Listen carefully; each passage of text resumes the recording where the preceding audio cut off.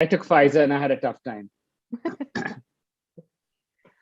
Okay, Moana, we're going to start now. It's 6 o'clock. Yep. Okay, yep. So we keep on time. All right. Yep. Let me just start and then we'll take it from there. All right. Awesome. Let's go.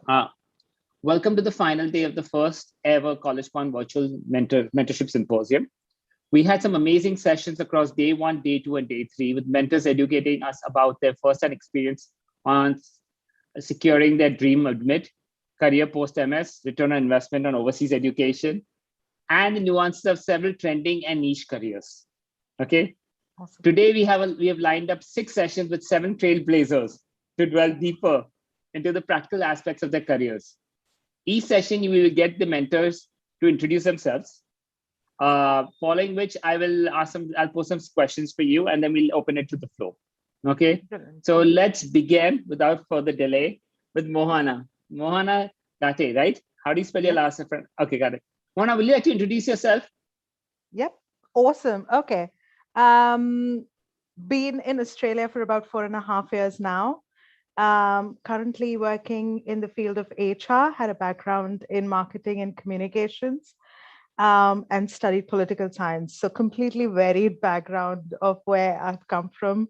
Originally from Mumbai, extremely missing home right now. Not been home for 2 years. I would say that. I can, yes. But you have FaceTime, you have Zoom. In the past, you didn't have all this. I agree, but like I'm missing like my nephew who when I came here was 2, obviously now is 6. So I've kind of missed that developmental stages, and you kind of feel more old when you miss those developmental stages if you get it. So I kind of feel old now, and the time gets real. But yes, came here to study business. So I studied international business with UNSW, and then just subsequently did a couple of internships and landed a job here. So that's me really in a nutshell in a couple of seconds, if you asked me. Great, Moana. I think the first question everyone wants to learn, the question that I want to ask you, and something that I always ponder is why Australia versus the rest of the countries that are there? Why did you choose Australia? Did you have family then? That was the reason you moved there, or did you move? Why did you move to Australia? Why did you choose Australia? Good question. I came in Australia just before I applied to come here to visit my cousin. So my cousin used to stay here, came, saw the city, loved the weather, didn't want to go to Canada, too cold. And so between the US and Australia, for me, Australia seemed more real from a culture perspective, people perspective, and also from a business perspective. So really Australia. Weather, one very important part for me. Second was there was a connection when I decided to come here. And obviously I would say the third thing would be just the opportunities that I saw. Okay, let's drill down to the opportunities. I mean, you mentioned opportunities. What opportunities did you see? Because not many people have the opportunity to actually travel there and see the jurisdiction prior to deciding where to go. So, absolutely. What opportunity do you see? And first-hand knowledge, since you're there, what is the market like? I will say, one, I think I mentioned this, and again, this is a little bit of your work-life balance culture that you don't see back home, right? And trying to get the most out of it with, so you will see here that people try and respect your time a lot. That kind of culture was a big driver for me to choose Australia. And then the second thing of it was literally, and this is, I think, my biggest experience as an HR person here as well. Education is a part of who you become, but not everything of who you are. So opportunities are endless. So my educational background did not stop me from pursuing a career that I wanted. And I think that kind of an exposure, Australia as a market is very open to.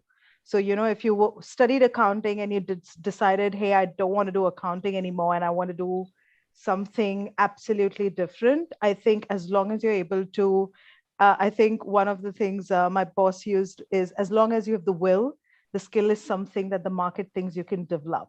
And they provide you with that opportunity to kind of do that. They will invest in it, or they will invest in your training. Probably if they see that no, you're willing to put in the effort, a lot of skills are transferable. Of course, you will not say the same thing about engineering, but within business, you would, right? I wouldn't say within the medical field, but you will see even culturally here, there's no limit. Like in India, we go through with our education continuously, right? Here, you can decide to have a career and then decide, hey, I actually developed an interest in this, never thought I would like it. I now want to study that. And you can keep growing. So growth is not something, or education is not something that's very rigid as a concept. And that's what I say about opportunities, which is, for example, today when I started, I come from a management background, and just with the way I've been working in the supply side of my business, my boss often asks me, hey, do you want to become a production team leader? She actually thinks my skill is probably transferable and something I can develop through or actually realize. And I think that for me is very important. There is no limits to the way you can think your career through, you know. Is it something that you've experienced because you're exceptionally good, or is it something that is a culture? I would say really culture. So my boss will tell you of how she doesn't have any educational background, but she's from the UK, and how she was given one opportunity and she developed it. And similarly, you know, through, because like I do a lot of recruitment, I'm not invested in recruitment. We have a recruitment team who do it. But really the brief goes to what is absolutely a skill set you require. So for example, a forklift license or a machine operation, you know, working from heights, etc., might be licenses you require. But what are things that are transferable and that you can develop? So I don't think it was very much, to me, I would not say that I'm very super talented. Yes, I had the right opportunities in life and I've been blessed to make something out of it. But I think that opportunity is generally there, and it's just available to a lot of people. And I wouldn't say that's just my organization. I saw that even in UNSW when I was working there as an intern. Yeah, I saw it even then, that people are very open to see what you can make. So yeah.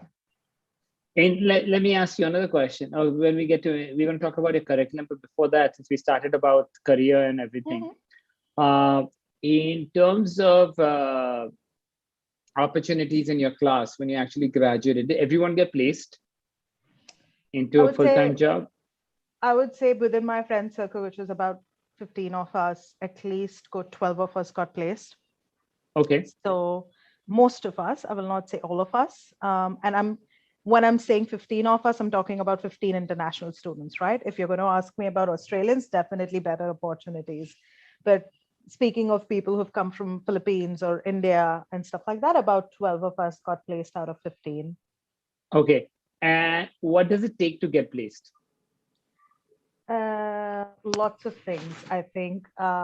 Involvement into everything within your education, but outside your educational curriculum of sorts. So for me, I was a part of, the graduate committee, and I did obviously a little bit of, attending of seminars, etc. I used to go for some. What you do in this is you build network, right? And these network can be network of students. This can be a network of teachers knowing you, things that you can see on the internet, LinkedIn, the way you build. These seminars are basically for that.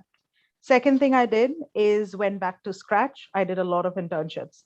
When I was back home, I had a work experience of about 2.5, 3 years, but I started from scratch. And when I say internships in Australia, they're unpaid, but I took that up. So when I was educating myself, these are called work placement programs. And interestingly, even with Diageo, I started with a work placement program through the Australian Human Resource Institute. So I was like a student member for that institute. Through that, I got Diageo as an opportunity for 5-week volunteering, as you call it. And so be open to volunteering, be open to, if you don't get money, that's okay. I know we come from backgrounds where most of us have about a year or two's experience. And we come here thinking things are going to be slightly easier. So be okay to be open is one thing, I think. So volunteering, definitely be networking, build that stuff. And I think what happens with networking, and this is something I think personally Suraj helped me, was when I was applying for jobs, I was applying from what I thought I needed to apply versus what was going to get me a job. So if I was to give you an Okay. example, I would see an HR manager, senior HR manager. In my head, I would be like, just apply, some door will open, but not when you're wrong, knocking on the wrong doors.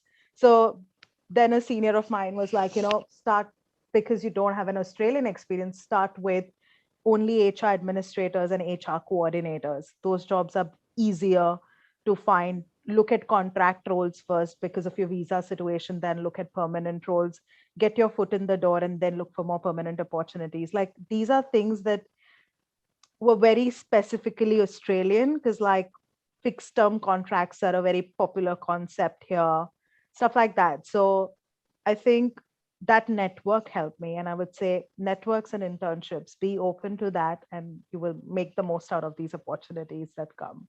You'll build credibility, but you'll also be able to build knowledge that you can actually go talk to in an interview, right? Because they really care about whether you've had some Australian experience or not. And what they want to know is you're used to Australian way of working. And it's not that different from Indian if you thought, but it kind of is. And you probably can showcase that if you build yourself through these smaller opportunities to get the bigger ones. Great, great, great. I think it's true everywhere, world over. I think even in India, I would say that that's the same type of principles that one has to follow in order to get employment. So Yep. it's not unique in terms of, but let me ask you a question. Do you think your work experience really helped you, or do freshers were freshers at a disadvantage over people who are working, who had prior work experience? I personally felt my prior work experience didn't help me to get the job of the future, but I made the most. Like, I remember one of the summers I came home, and Australian summers are obviously December to Feb, and I came home for 3 months, and I landed an internship back home because I was like, not getting something in Australia. This was the first 6 months of coming here. I'd rather go back home, get some experience. And that's when I got experience in HR specifically. And then I came back here and then started focusing on HR. So I would say I felt a little disadvantaged because those 2 years felt a little wasted. I will not say that they feel wasted today, because I feel the skill set I developed in those 2 years back home is something that has helped me put my foot in the door or get this job today, right? So HR is a little bit of communication and marketing. So my skill set applies very well. But I will say that I did feel like I'm starting from beginning. And you feel like that, right? When you have to work 5 weeks without pay and you're like, this is just like, free. And probably back home also, like before I got the job, I was doing 3 internships before that, which were not paid, right? Or one of them was paid for like 3,000 rupees or something like that. So you feel like you're going a little backward. But what I feel you have to remind yourself is think about where you want to land yourself. And these short term might seem a few compromises, but longer term, they really help you. And I truly believe that you can work through it and work away from it. These internships that were unpaid, were they actually internships that they actually gave you responsibility and ownership, or was it go get coffee for the coffee for the team? Oh, no, no, no, no, I no. know, I know in New York, in the banking circle, the intern, the lowest person on the totem pole actually only goes and gets coffee. Oh, no, I don't think. Probably blessed again. My first internship was with UNSW itself. So none of that there for sure. I was actually helping coordinate a program internally because I was doing a communications and marketing internship. Again, didn't want communication and marketing, nothing to do with it. But if I get an internship, I'm going to take it. And that's how I took it up, and never had that. I swear I never had that. And even in HR, when I did the work placement over here, which was unpaid, never had that. Because also, when they take you in as a volunteer, especially, they are very conscious that they're not paying you. So they're very conscious that they have to give you an experience for your time. And luckily, I think I was a part of those two organizations where they respected that and that was there. And I have heard some stories like that as well, Suraj, particularly in the finance side. But I think also because a lot of people are available from a number of people in the organization perspective. If you look at HR, communication, marketing, they're pretty lean organizations within teams. So they don't really have that time, actually. They would rather give you a lot of work because one person's overloaded with work than actually make you go get a coffee, for example. Haven't had that experience, definitely Great, not. great, great. Okay, we're going to move just a couple more minutes on Yeah. career and in terms of the visa requirements. Since you're in HR, you completely understand the visa requirements from an Yes. international student perspective. Yeah. Can you share your thoughts? Because you probably be very insightful. You'll probably know everything with this whole perspective. I wouldn't say I know everything because I'll be honest, from a residency perspective, I do not intend to have a residency. But to your point, yes, I do understand it. So obviously, when I came here, I had 2 years of student visa, but my work rights were limited. So my work rights were 20 hours when I was on a student visa. Then I got a 2-year work visa with COVID, I think, because people have not been able to come to a country which kind of thrives on the education sector. They're going to change that in the future, is what I hear. So instead of getting 2 years of work visa, they're probably intending to extend it to 3 years. Wow. Is the rumor I'm hearing. Haven't seen Okay. anything concrete happen yet. But yeah, so 2 years of work visa. And then essentially, you have a couple of options. For your own sake, like with me, my company, once I got the job, I stuck to them. And so within 2 years, I was able to build my credibility enough for them to sponsor me. So it was an employer work visa, pretty straightforward. Now, even when the employer sponsors you, depending on your occupation. So for example, for me, it was HR. I needed 5 years of work experience for them to do like an employer sponsored permanent residency, but they couldn't do a permanent residency. So they did like a visa. But if you're an engineer, if you are an accountant, you could go for permanent residencies. Like those jobs are slightly different. And again, they're depending on the experience you have had. So your number of years of experience, because like accountancy is a certification, valid everywhere, etc. You can get your way around it. Otherwise, you have something called permanent residency, which you can probably apply by yourself, especially if you're like an environmental engineer, etc. Like those niche careers are very much in demand, I think, in every country. It's the same in Australia. And then there are other few things. I know a few people who go back into education, but like do like a part-time course and stuff like that. But from a work perspective, it is slightly different from the US, because I know US H1 is really driven by you. Here, it's really driven by either the employer or the amount of points you have. So they slightly work differently, is what I would say. So to summarize it, you get a 2-year, if you study 2-year program, you get a 2-year work visa. Correct. Study permit. Within the 2-year study permit, it converts into a work visa, or you can apply for a PR depending on the occupation you're in. Correct. Or you can hopefully ask your employer for is a it automatic, or is there potential issue of rejection? For your employer? Yeah. So your employer has to have a license to sponsor. So most smaller organizations don't have those licenses, so obviously they will not. And they can choose to refuse. Yes, you're right. They can choose to refuse, and it has to be an ongoing conversation. So my point would be, don't start worrying in 6 months into the job and having that conversation, because you're probably talking too soon. But don't wait 6 months out of your visa to have that conversation as well, right? Got it. So I think that's the sweet spot you have to find, because I know of a friend who got the job in 6 months, had the conversation because his brain's going, I need visa, I need something more permanent to stay here. And so the company just went like, you've just joined, how do I even know I want to invest in you, right? Because believe it or not, the company has to pay and they can't recover that money from you. So they pay about $5,000 or $6,000 for your visa. So it becomes really important for them to, kind of get it right and give you that opportunity. So they are well within their rights to reject it. Okay. What effect does a 1-year master's course have? We mentioned 2 years. What about 1 year? I don't know if 1 year gives you the same visa application, by the way. So I think, at least, and again, this is probably me talking 2 years ago, but before COVID happened. But this is where the whole, people try and get credits as well. So if you've studied, for example, accounting, etc., back home, you can take credit for those courses and not do them again, etc. But the point is, the Australian curriculum is divided by the hours and the course credits you have done. So if you decide to let go of that, it actually impacts your overall credit score. And if it impacted your overall credit score, you will not get the 2-year visa extension. So it is, at least 2 years ago, it was important that you have the 2-year course to do 2 years work visa.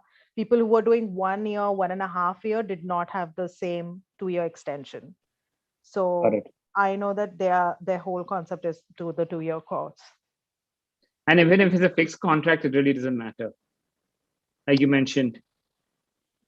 From a job perspective? Yeah.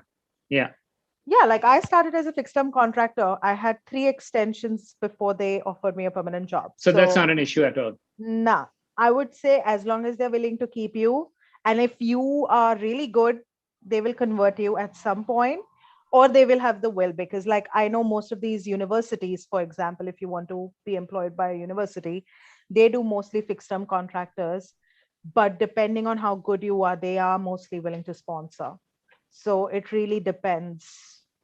The contract has nothing to do with it at this point, at least. No. Okay, 2 questions that came up. One was, do you think that since there are no incoming master students in Australia from the past 2 years, okay, opportunity for jobs for international students are going to be higher when the borders open? Do you see there's a latent demand of jobs that are getting unfulfilled right now? Actually, I will say not, because the lockdown is making the Australian economy struggle a lot, and like never before. Because believe it or not, this lockdown for us has been harder than our first lockdown. Our first lockdown, we were out of it in 6 weeks. This is Okay. on for about 12 to, by the time it ends, it's probably going to be 15 or 18 weeks. And even in the first lockdown, businesses were open, restaurants were open, partially, but open. We didn't have limits on how much we can travel. Now we have limits of we can't travel outside 5 kilometers, etc. Like if you asked me from a supply perspective, while we've not laid down people at all, we know that there are limitations on how much we are hiring, and we are really monitoring that strictly. So I would not say you have more opportunities. I would say once the market opens up, there will be more opportunities, if you know what I mean. Like once We had things the get same issue normal. with India as well, where we actually had a strict lockdown. There was a certain amount of Correct. curtailment, but minute the market opened up, there was a huge pent up demand, and supply could not. People could not hire fast enough. Correct.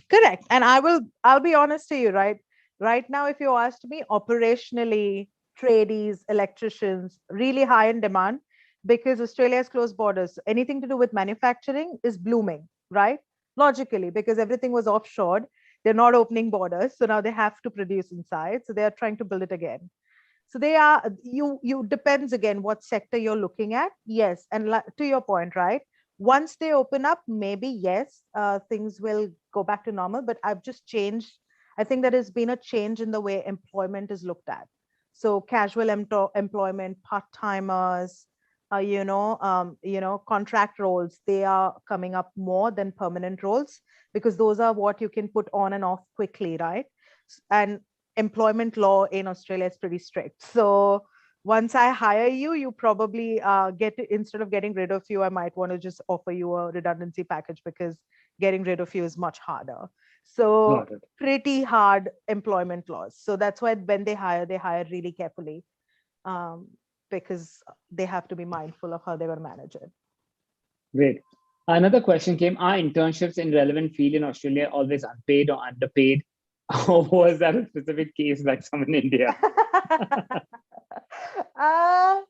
Look, I will not say they're always underpaid. You will find, like, I know of a friend who's from an engineering background, who landed I think they call it the summer program, through Deloitte. Now, if you go into these big fours, if you go into these bigger organizations, of course, right? Again, both of the ones that I landed were called workplace experience programs. So they are for you to get the experience of the workplace. So I wouldn't say it's a typical thing. What I would say is be open to it so that you don't restrict your opportunities.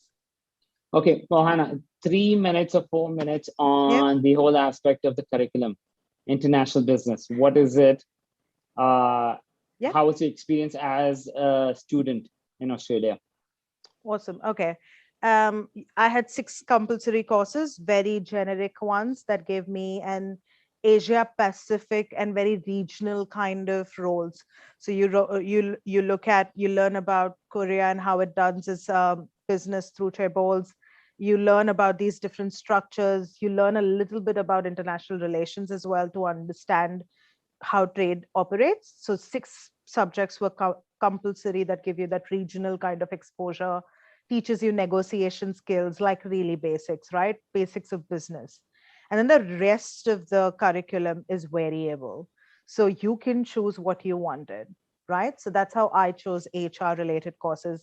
And I chose marketing related courses because both of them were my background.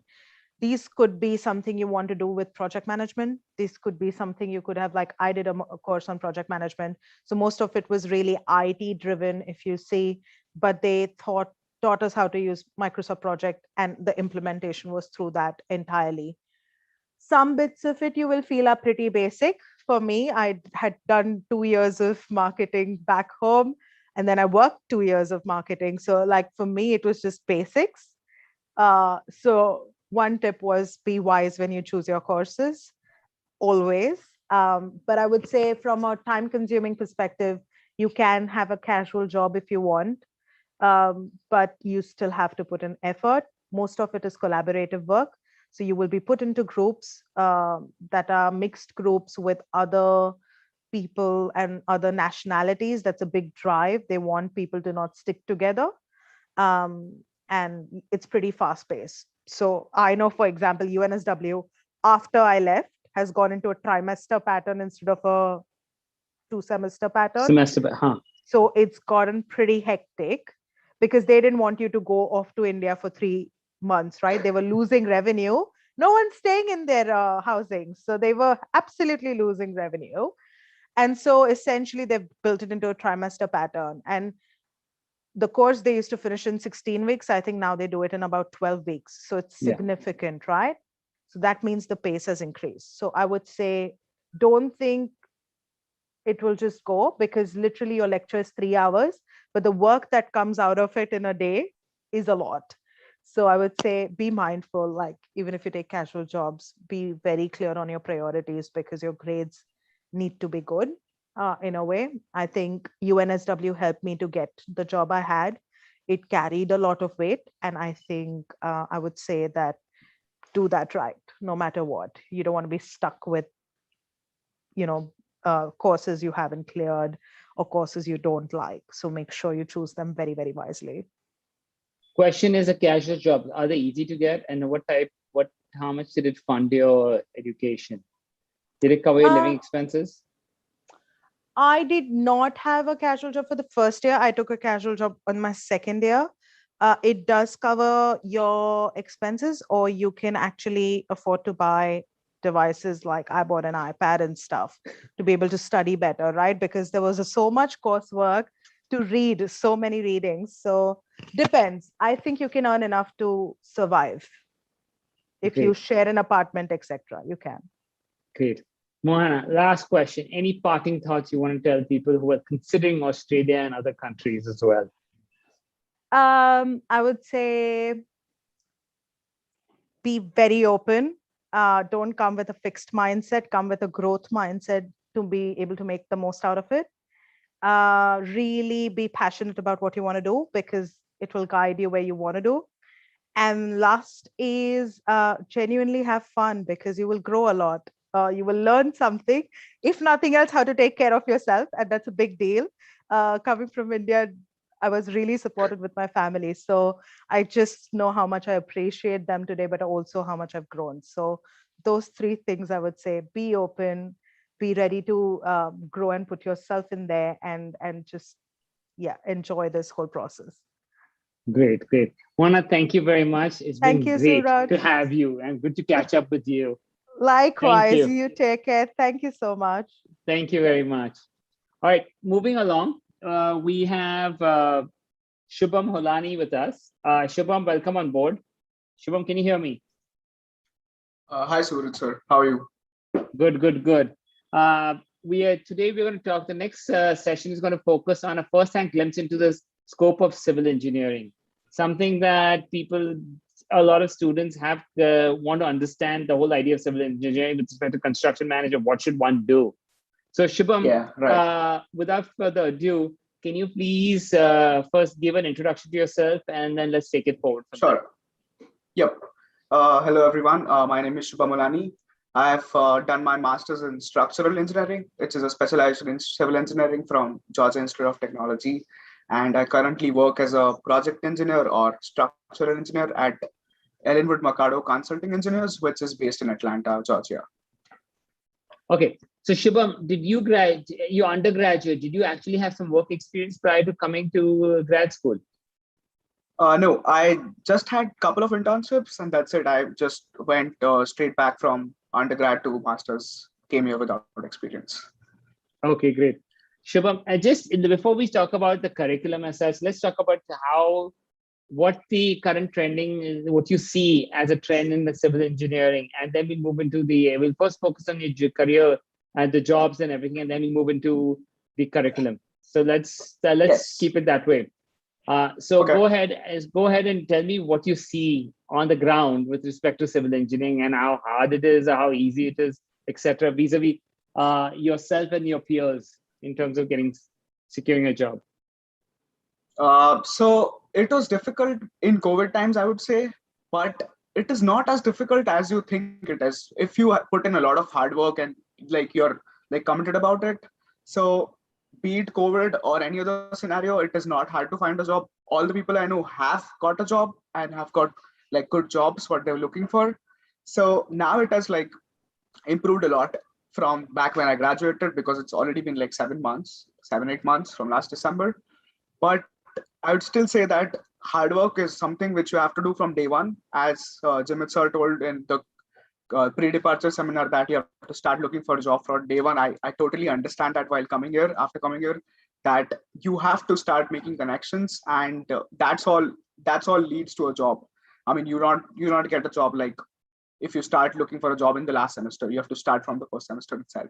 So, and regarding scope, many people ask me that, do you have an idea about scope in civil engineering? What field has more scope, construction management or environmental or structural?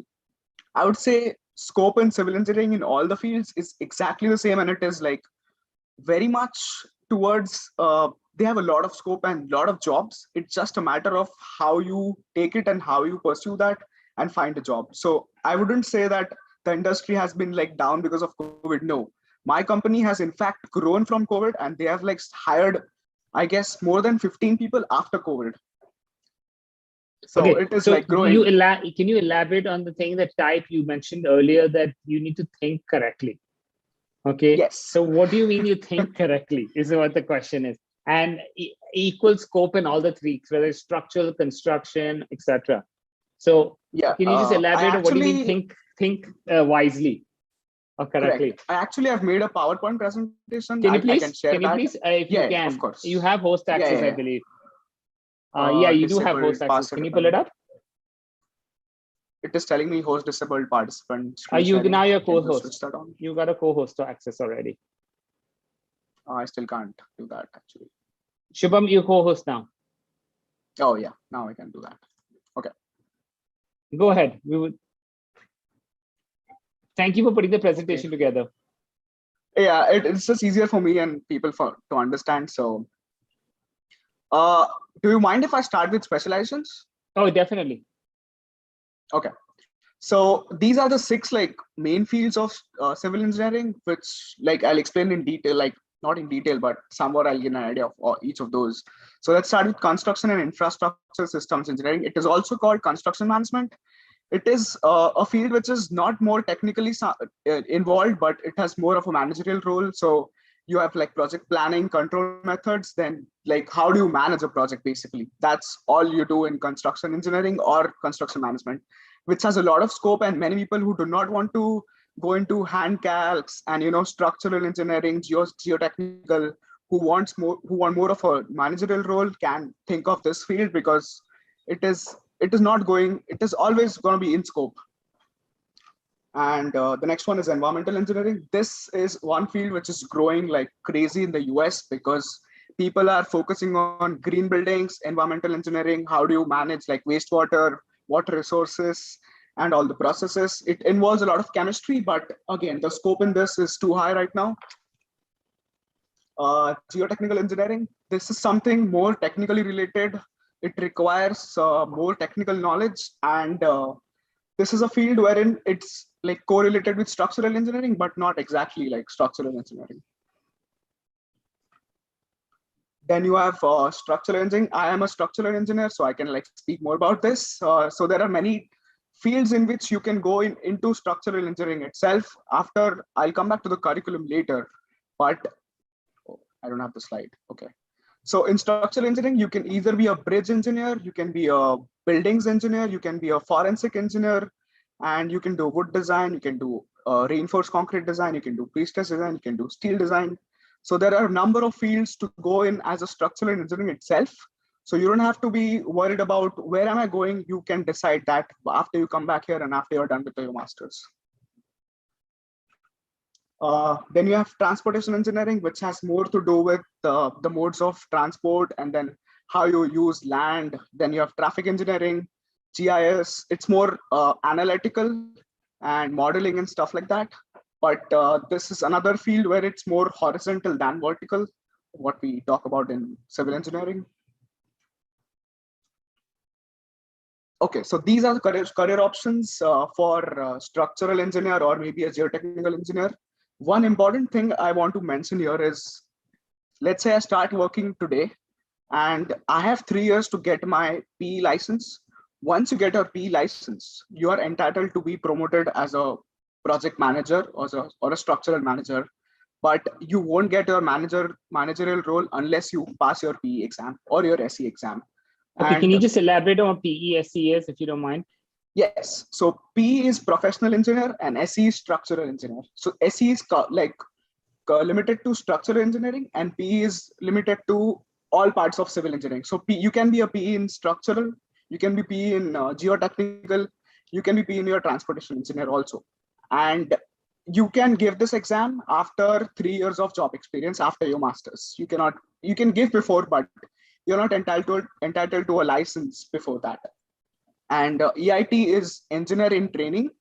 Every company which hires civil engineers in the US have a requirement of you, like you want to have that license EIT before you even hunt for a job. So I would suggest whenever you come here, just start studying for EIT like after the first semester and give the exam like after the first semester itself. It will take you like 4 to 6 weeks to prepare, but having that license is important to get a job. So we're talking about important skill sets to succeed as a engineer in the US. So first of all, I would like to say that civil engineers do not get paid as much as a software engineer. You need to understand this. Like it is true. Maybe in the long run, you might earn the same amount of money as them, maybe after 10 years, but not in the start. So do not be disappointed, guys. And what matters is the work-life culture and how you do you like it or not. So strong technical knowledge is very important, because now companies do not expect you to know everything, but you need to have conceptual knowledge. Even if you don't know softwares, it's fine, they'll teach you. Even if you're not acquainted with US codes, they'll teach you. But you need to know that conceptually, they're not going to teach you anything. They're going to teach you how it works in the industry, which you don't get to learn in college or school. And very important thing, which I found, actually, I didn't know this. So I'm designing buildings, 16-story buildings right now. And no one checks my designs. That is scary because people's lives are dependent on me. So they have a review process, but it is not like they're gonna sit like 2 hours reviewing my work. No, they won't do that because they don't have time for that. So whatever you do, even if you're wrong, you can ask them to correct you. You can ask for help, obviously, and they'll help you a lot, like in the entire process. And they'll review that also on the first time. But on your fourth project, they're not gonna review that because till the time you're like a professional after 6 months, they think so. You might make mistakes, and there's a reality check on afterwards. Like they can correct your mistakes. There are like systems for that, but you need to have strong ethics. And you need to tell them that, look, I'm not understanding this. Can you please correct this? Like stuff like that. You can't be ignoring stuff. This is like very critical. So basically what you're saying is ownership is key. Yes, absolutely.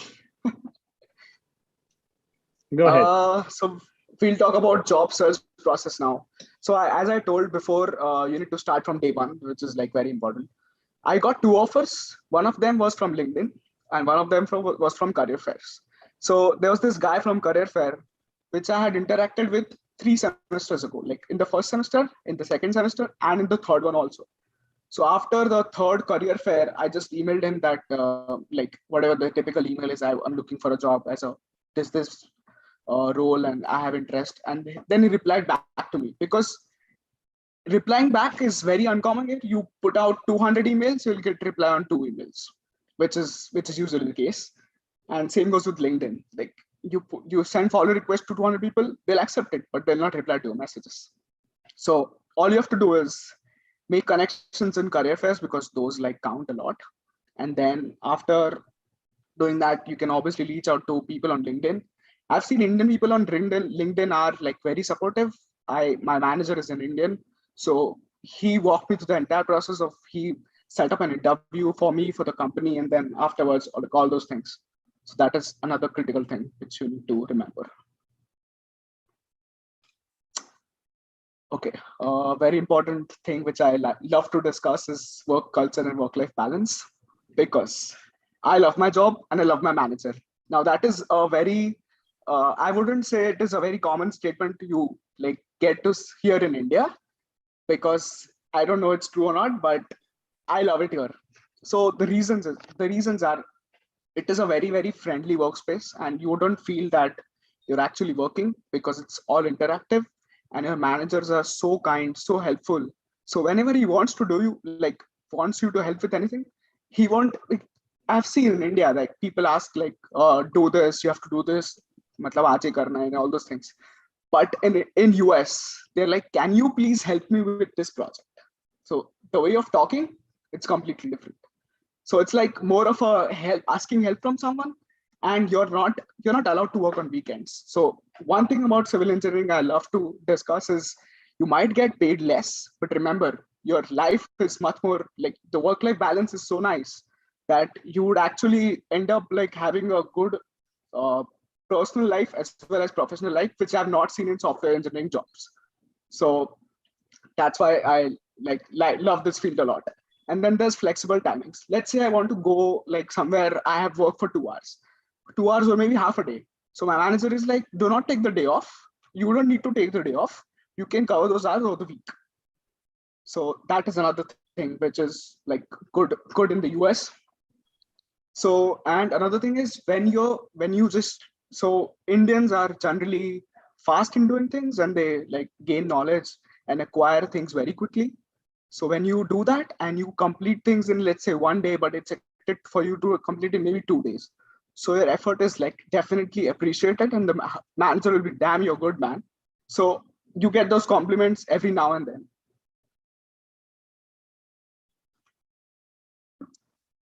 And we'll talk about future opportunities. Like I said, licensing is very important. So licensing is important for everyone in civil engineering except the construction management like field. Because so they don't need licensing? No, they don't need it. You can still get a PMP, but that's after years of experience. You don't need it to get promoted as a manager. You need that as a geotechnical engineer, as a transportation engineer, or maybe and definitely as a structural engineer. you need that to like get promoted as a manager, and then you only give that like get the licensing after 3 years of a work experience in the US. Okay. And your promotions are already like based on like licensing and stuff like that. And salary hikes, I'm not like 100% sure of this, but there are salary hikes every year. So in civil engineering in the Southeast, I'll give you a number, I have a range. Like you get paid around from $55,000 to $70,000 a year, but after 10 years, you'll be around 150 to 100K. So imagine how much is it growing per year. And when you become a PE or SE, it grows like drastically, maybe like 30, 40K a year. So for that year, that means it's very important to get that license so that your salary is also increasing every year. My personal opinion, like what I want to do is I want to go back to India and set up my own company because my dad has one, but I want to create my own thing. So after working here and getting like working with the US codes, it is kind of difficult to get back to India and manage with the Indian codes, but it's not impossible. But the things you learn in, let's say 3 years or 4 years of what you come here and experience, that'll be good enough to get you promoted directly as a manager in India. If you go back like working, or if you set up your own company, then that's another thing. So yeah. Okay, thank you very much. Let me start asking you questions based on the presentation you provided.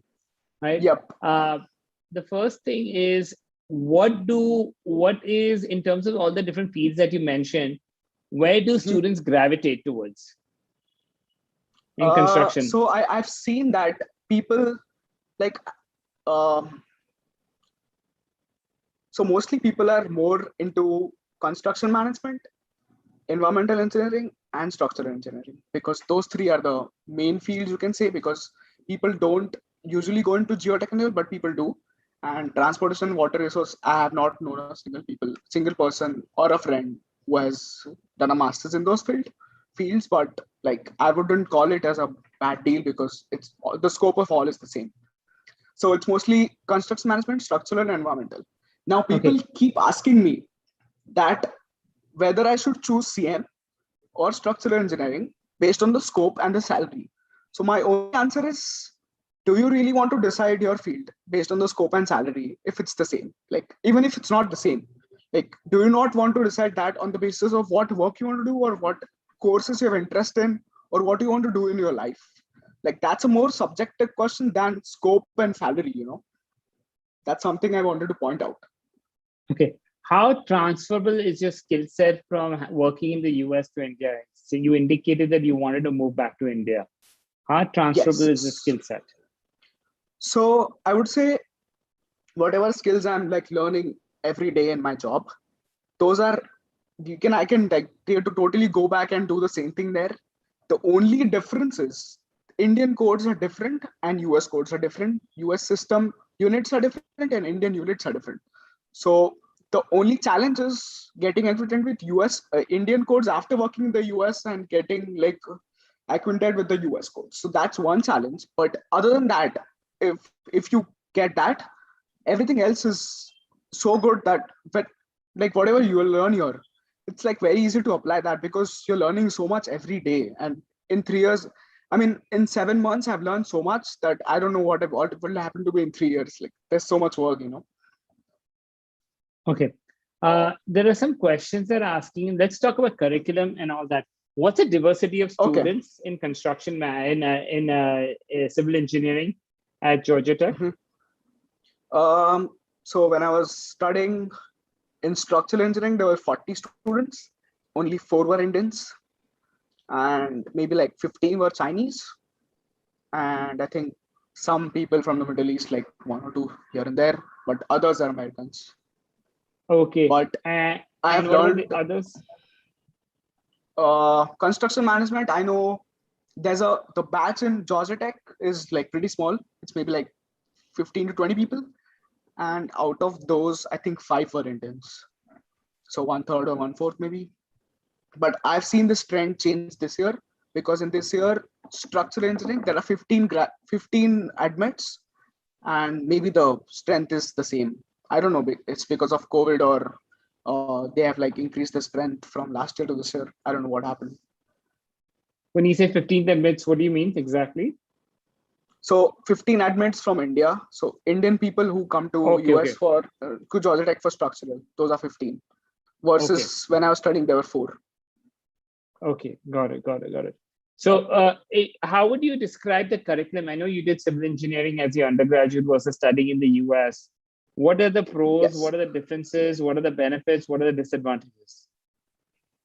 So the very important change which I've seen is that in India, whatever, like here, the assignments and homeworks you do are very serious. It's like the deadline is serious, the questions are serious, and you cannot copy. So that is one difference from Indian curriculum here. But I've seen that the courses are designed in such a way that if you study those assignments, so you don't have time like for doing anything else. It's so busy. Like structural engineering I'm talking about, it's so busy that you don't have time for anything else. And the assignments are so heavy. It like requires weeks to complete those. So, and another thing is some of my professors have this thing, they're very old and they're very experienced. So they have original questions as assignments, they have original questions in exam. So imagine that professor is studying, like teaching the course for 50 years, and he has different questions every semester, every homework, every exam. So that is challenging. But I've seen, let's say you do not like get an answer to a question in an exam. So they won't be like your answer is wrong and they won't give you marks. So your effort is valued. Even if you do rough work and draw diagrams, they'll give points to that and they'll only decrease like 1 mark maybe out of 10 if you do not get the final answer. So your effort has value here. You do not have to be like perfect in everything. Okay, got it. All right. And I would say I don't see any disadvantage like studying here, like curriculum wise, except that it's too busy and too hectic. Okay, it is busy and hectic. Yep, it is very, very busy. Okay. Now, there's 2 questions asking similar questions. Is construction management, what are the universities that one should target at from a job perspective, as well as from an academic perspective? So job and academic perspective. So let me just tell you that construction management is very different from whatever other fields I've mentioned here, because construction management is not as hectic as you think it is. It is very easy, very chill, because you study that in undergrad and that's just an advanced level of that, maybe that, but it's more of a managerial role. So it is not hectic. The top universities you should target is Purdue, Georgia Tech, Stanford, Berkeley for sure. I would say NYU, Columbia, Clemson, NCSU, and UFL, and Texas A&M. Sorry, I forgot that. Okay, great. Okay, let me ask you a question. One of the feedback that we received from a lot of students when we did when we had other mentors, is that the success factor in terms of getting responses or getting jobs is very low as a percentage. So you apply to 500 or 1,000 jobs and you probably might get 1 job.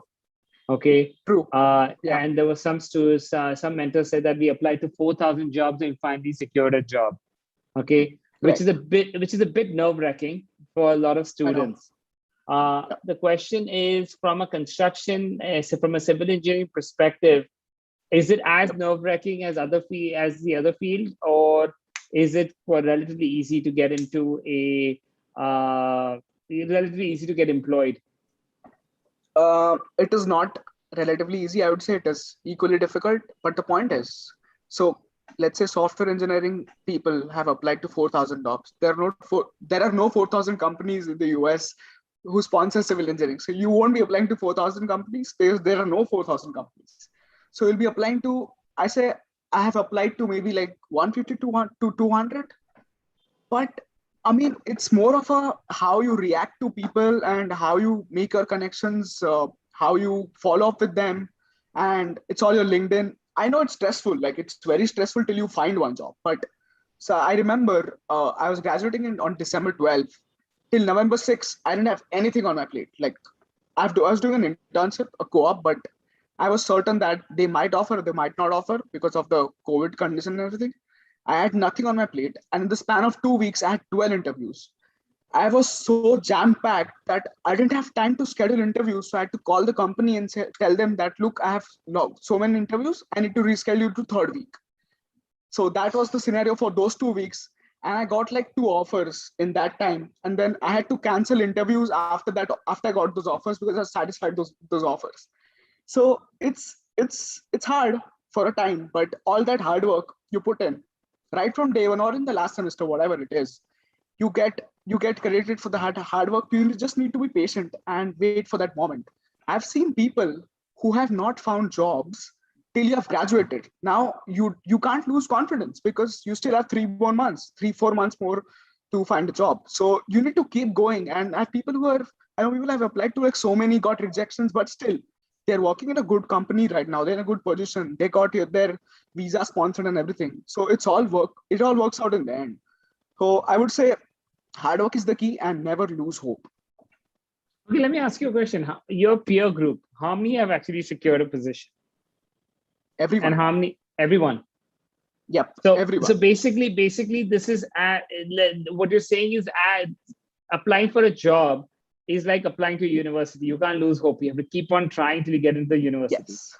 Yeah, you cannot lose hope at all, because I know it was COVID and it became like so difficult to find a job because people's internships, jobs have been cancelled, people have been fired and stuff like that.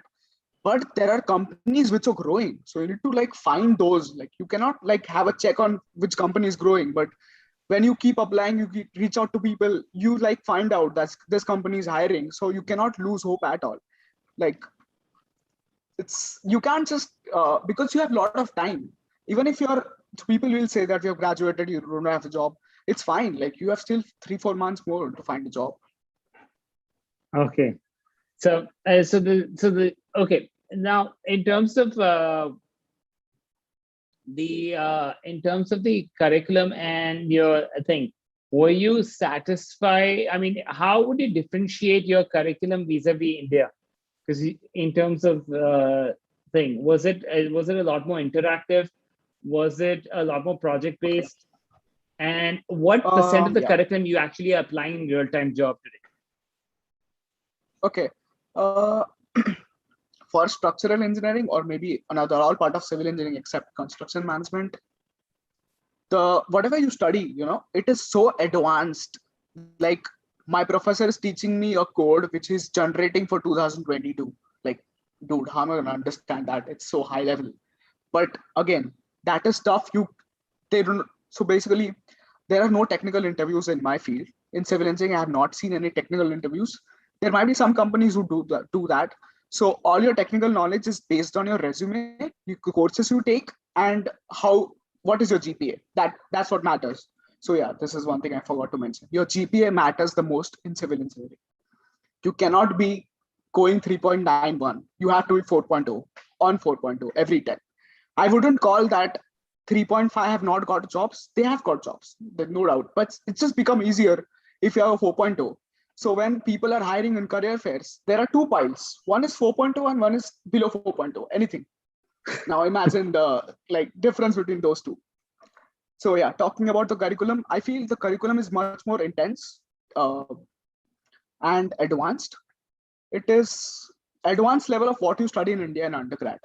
But again, that is something which is not required in a job.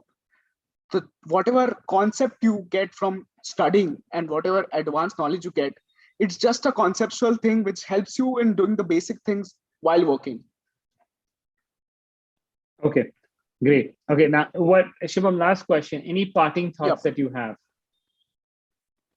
I would say, like, many people reach out to me on LinkedIn or on email and whatever stuff like that, and they ask me ki kis mein zyada scope hai, paisa kis mein zyada milega. I would just want to say that please choose your field on the basis of what you want to do in your life. If you're coming to structural engineering, decide that you want to do design for your entire life. Like, you can change, sure, why not? If you don't find helpful, but you wouldn't want to like go into a field where you don't have interest and end up working because you will eventually see that you don't have an interest in that field. So number one is that. And last thing I want to say is, uh, please do not lose confidence or hope. I know the curriculum is too intense and too hard, but like everything works out well in the last, like at the last, and your hard work is like appreciated everywhere. So it's all hard work. I would say hard work is the key. Thank you very much, Shubham, for being part of this. I think think you gave everyone a civil engineering 101 in half an hour. Yeah. I could have like explained more, but there's a time constraint and so much I can explain. Like, I think. Yeah. Thank you so much for inviting. It's an honor. Thank you very much, Shubham. Thank you very much. Thank you. Yeah. Okay. See you. Bye. All right. Coming next is we have Ale. Ale, are you there? Yes, sir. I'm here. How are you, Ale, today? I'm doing well. How is everybody? Good, good, good. Ale is taking forward. He's been in the civil engineering sector, but he's moved into the whole aspect of entrepreneurship. So we actually had Shubham who talked about civil engineering from a civil engineering perspective. Now you're going to talk. You're taking this further discussion, taking the discussion further to running a business out of the whole thing that you've learned.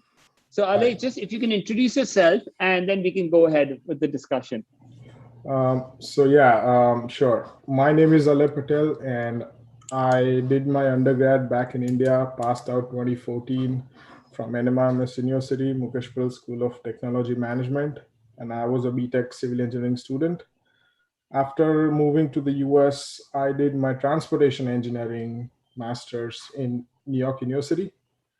And after the master's, I have my own business as a Savvy Construction Management. So our business is mainly into management, but it is all different civil engineering fields. So I do transportation, construction management, and various disciples of civil engineering.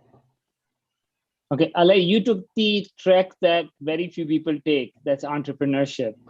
Okay, yes. So I just walk me if you can just walk before we start, why did you, how was the curriculum at NYU, etc. And then we'll talk about your career, how you got into entrepreneurship. So NYU curriculum with transportation engineering is really tough. First, the major challenge is there are no Indian students going into that field anymore. I was one of the only ones in my batch in the whole class of, I think, 20 or 22 students as Indian. So when you go, that's the first challenge, that you don't see anybody from back home. So everything to you is new. Plus that field, people do transportation engineering as a master's just to develop their professional career. So I had, as I said, 2022 batch of 20 or 22 students. Everybody was 35, 40 plus. In age? In age, yes. Okay. And it is still the same as today, because when I'm working professionally, I have so many people. After 10 or 15 years of experience, I don't know what happened, but they want to go back to transportation engineering as masters. So what is transportation engineering, and why would you do transportation engineering? So a lot of people, so transportation engineering is a very major field in any kind of development you want to do. Any simplest land development, you need a transportation engineer and a traffic study by a transportation engineer to move forward with anything, be it a multi-story building, be it any infrastructure project or anything. So that's the first step, by a transportation engineer. And in terms of curriculum, we had GIS, a lot of planning modules and softwares. And the most surprising thing, when I was studying at NYU, we had our transportation minister from India visit our NYU to learn about some challenges, because I think the new government in India is imposing a lot of those norms and regulations and the research. They're trying to. I use the word trying to. I mean, I see some of it already being in the field when I was doing that research in 2015, 2016. So few of them are already in place. I have seen those myself, because I visit India almost once or twice every year. Okay. Even till date. So yeah, curriculum is very good. I don't disagree to that, but it's very tough and challenging, because we come from all technical background from India, and when you come here, it's all practical and future and imagination. That nothing is on paper. You are just imagining and modeling what will be in the future. Okay. So that is an exercise that we're not used to, or that analysis is something that you're not used to at all.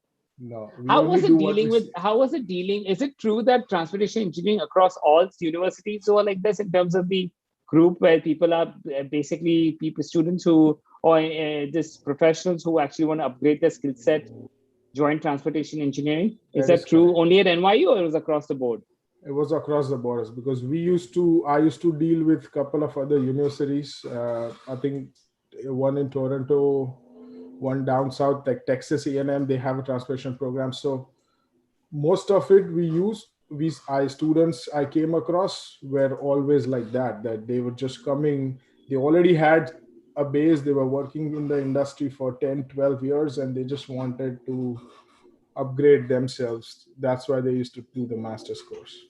Okay, so you were the minority. You were the absolute minority here. So I had a very different concept in my mind when I came from India, that I want to do transportation because I wanted to go into roadway design, bridge design, designing of ports and docks and stuff like that. But that is not exactly that's a very small portion of transportation planning, very small. I would say less than 20% out of 100. Okay. So majority is actually predicting how traffic flow will happen. I mean, that's future, right? Yeah, that's future. Somebody's gonna ask you that there's a barren land there. I'm gonna build a mall here, so you have to predict how many people are gonna be traveling to the mall, and depending on that, you gotta design the whole area. So you cannot predict it. There are models who predict it, which might not be accurate. So I mean, models are models. You still have to input the data in there. Very true. Very true. Okay, with respect to that, was the other fields, whether it was construction, civil, I would have loved actually Shubham to be part of this. I didn't realize. But construction and structural and all the other fields, geotechnical, were they more student-centric as opposed to professional-centric as compared to transportation?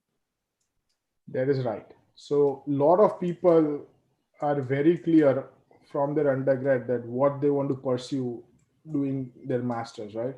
Transportation is something where people come for professional growth, and the other fields are something which I feel that they come to start their professional career into.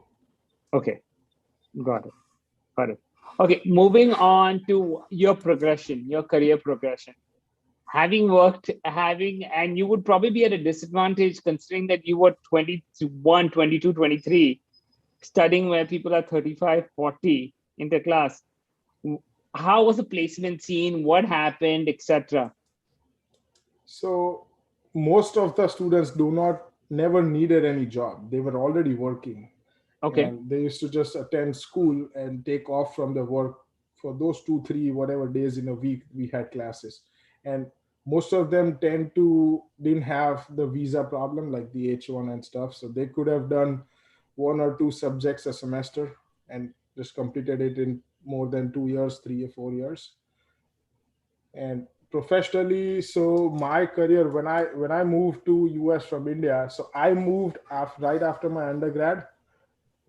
But I had a family visa sorted out. So I just received a green card when I just graduated undergrad. So that was lucky for me. So I moved good. to yeah. So you I did the moved EB-5 filing? I think family Okay, was family. my Okay. yeah. I have something F43 or something category. Okay, got it. So when I moved to the US, right, before even starting my master's, I landed up a job based on my Indian degree in a construction management firm here in the US. So I started doing it, and as such, I had come in at a very odd time. Like I came in to the US in September 2014. So Okay. that year's intake was already gone. And so I started working. And then I think later on in 6 months or so, I realized that I think I should, advance my professional career into something. So I gave GRE TOEFL here in the US itself, and I applied for a master's program. And since my employer was supportive at that point, that even if you want to go study, it's fine, but I want you as still be employed with me. So I used to work. I also used to study. Luckily, all my classes were like 6:30 to 9:30 because the curriculum, and as I said before, right, whoever I saw into the curriculum was always 35, 40. So they were already working. So the whole curriculum was also designed that even if you're a full-time student, all the classes were beyond 6 p.m. So I used to work in the day, then go to the school, college, and that's how I kept it going.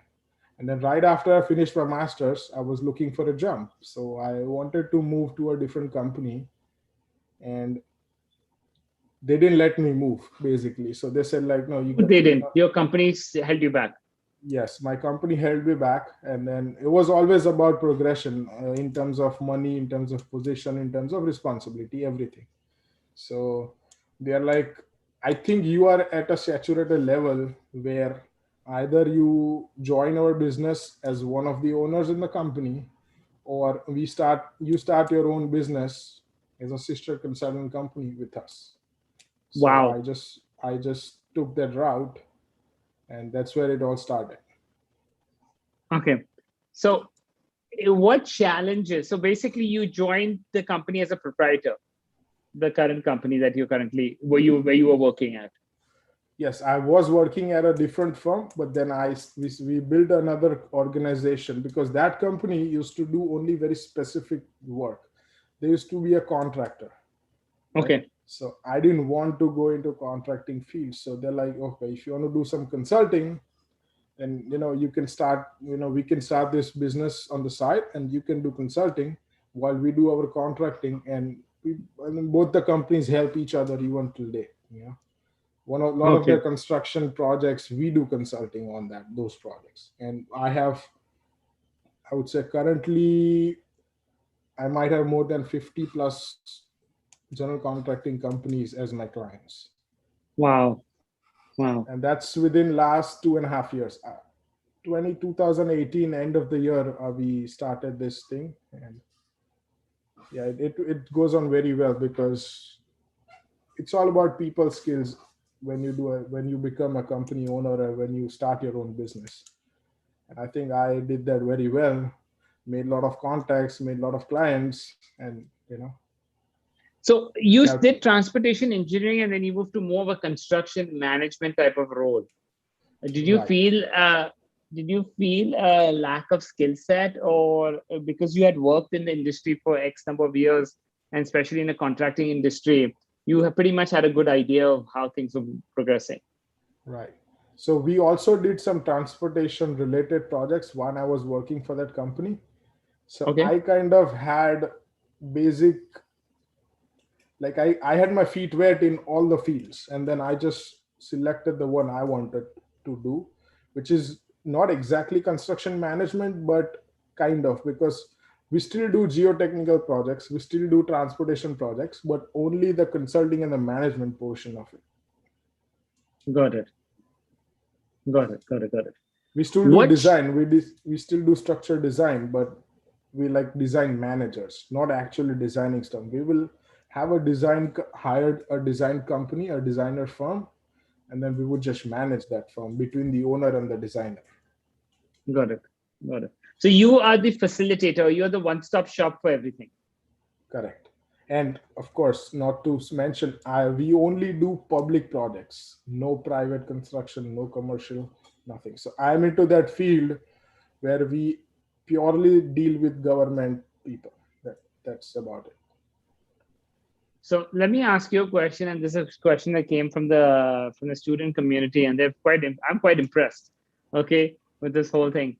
What challenges did you face in this? Because you're coming, I mean, I know you had your green card and everything, but what challenges did you face in becoming an entrepreneur, especially with an Indian mindset in the US?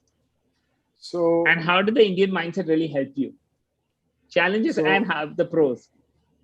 So the advantage is where you had an Indian mindset, meaning if nothing or nobody can help you do it, you can do it by yourself. I'm not dependent on anybody to do anything for me. that was the Indian mindset which helped me a lot. And the biggest disadvantage would be, I mean, not kind of a disadvantage, but something which would hold you back is in terms of opportunities. You're not being looked at the person that you're not from this country, and they won't trust you that easily that, okay, whatever decisions you make are going to be beneficial to them. They think that Indian people are a little bit money minded and stuff. They would take you that route that would you would make more money rather than them saving some money. So That's the mindset. Convincing was a big thing. Saying that Yes, this is the decision best I can making. do. Yeah, decision making, convincing, because see, you're dealing with the owners, which is the agency and the government people here. And yeah, government organizations do have a lot of Indians, but they are very strict in terms of rules, because everybody is protecting themselves. They are not willing to help the project move forward. So any big decisions, it's always like convincing, and at some point they're like, I'm going to take the responsibility, just let me do this. If something happens, it's on me. That's how things move forward, which was a risk, but yeah, that's how I tackled that issue which I faced. How was in business, and one of the things that always comes in is the visibility and the whole aspect of you don't know what tomorrow is like, or you don't know what 6 months are going to be like. Okay, Right. how are you navigating this entire growth trajectory or the thing? Okay. So, as I said, my market is very limited to only government contracts or any public works only, be it the city of New York, state of New York, and the federal government. So a lot of it is by word of mouth. Since I'm working for any public agency, the agency recognizes its contractors and consultants to a very big level, and they would always want to work with the same team, so it's less headache and less difficulty for them. So that's where I find my opportunity to put myself in there. And then just there was a point in the beginning where it's very difficult to gain somebody's trust on you, but I think I managed to do that quite well so far. So how did you navigate the COVID time, especially with working capital and all that, because that becomes a big issue? So of course the government had a lot of funding programs during the COVID. They gave loans to small business entrepreneurs like me and many others, and also some payroll protection loan and stuff like that. So we did use that, but I think COVID did not affect the business. In COVID, I did 50% more work than what we all did before, because the roads were empty. Yes, the roads are empty. The public transportation system is empty. So whatever work we do always impedes traffic or impedes people, impedes customers, pedestrians, everything.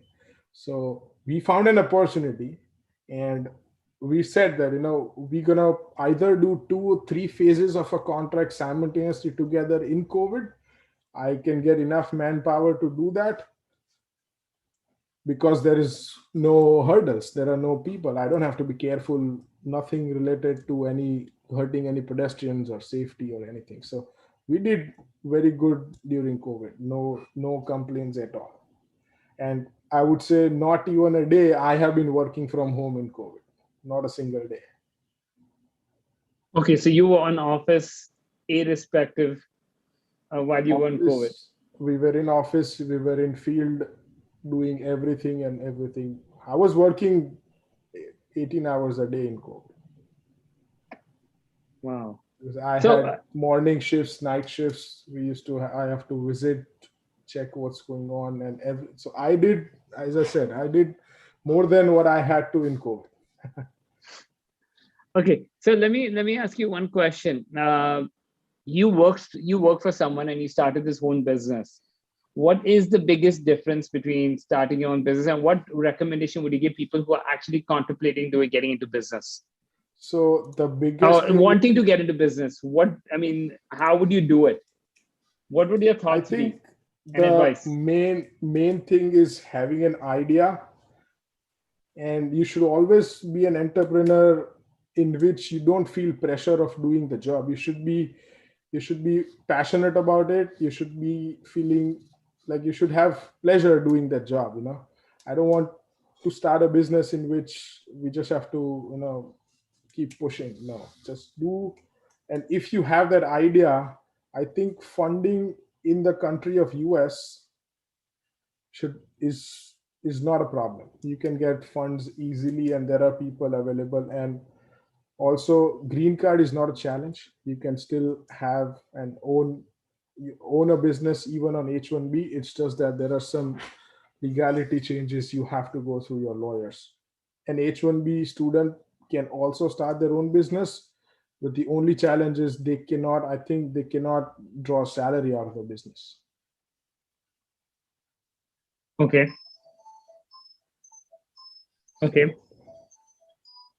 And now the next question is, but in terms of business perspective, just one second.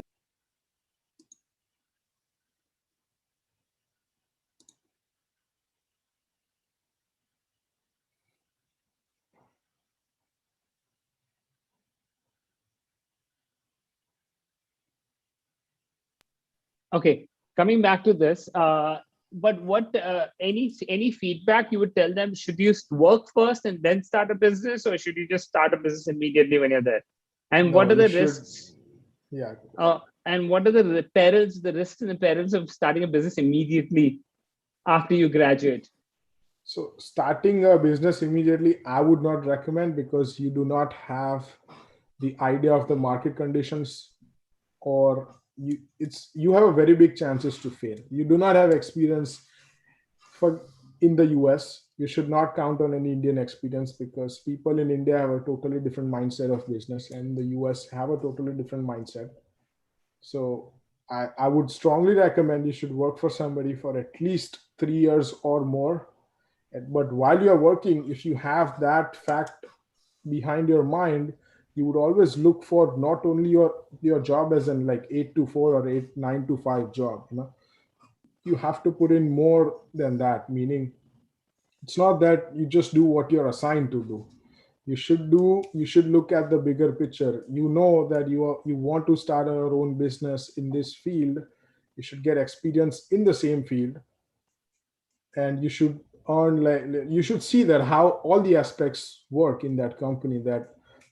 For example, how does the accounting work in the company for you're working at? They won't let you interfere or do anything or interact with anything, but you could always look at the bigger picture and keep asking questions and keep learning. Okay. Fine. Next question. Okay, is how in terms of recruitment, in terms of hiring people, in terms of the whole thing, that the Indian entrepreneur at the top, and obviously you picked up people that are not only Indian and picked up Americans. What is the whole cultural differences, etc.? So I would say I have more than 20 employees working for me right now, and 80% of them are Indians. And being the fact that I am aware of how Indian students face and what difficulties and challenges they face in H-1Bs, I've always tend to hire people and sponsored H-1Bs so far. At least more than 80% of the employees we have in the company are on H-1Bs right now, or will be in the next year or so. Challenges, I would say, since it's a startup, probably 2-3 years in my company, we have a very good growth ratio, but lot of Indian students are looking to work. Indian or be it any students or any fresh graduates or even experienced personnel, they always look to work for a company who is well established. When it comes of startup, they feel, oh, what if the company does not perform well, or what if the company goes down? They're going to be laid off. And Indian students have an additional thing, that being laid off is going to having a risk of losing their H1 status. So that is a very big challenge I have faced at. And in fact, I will give you an example. I'm still interviewing and hiring 2-3 positions right now. In the last interview, we conducted the interview, everything went well. So at the end, I always ask that if you guys have any questions for me, my company, or what role, whatever it is, be open about it. So students tend to ask me, we need to see your company profile, we need to see your website. Now, I mean, 2-3 years into the business, I have not developed any of the company profile. Yes, I can explain, I can send, but I do not have an up and running website yet, which will be up and running in a month or two.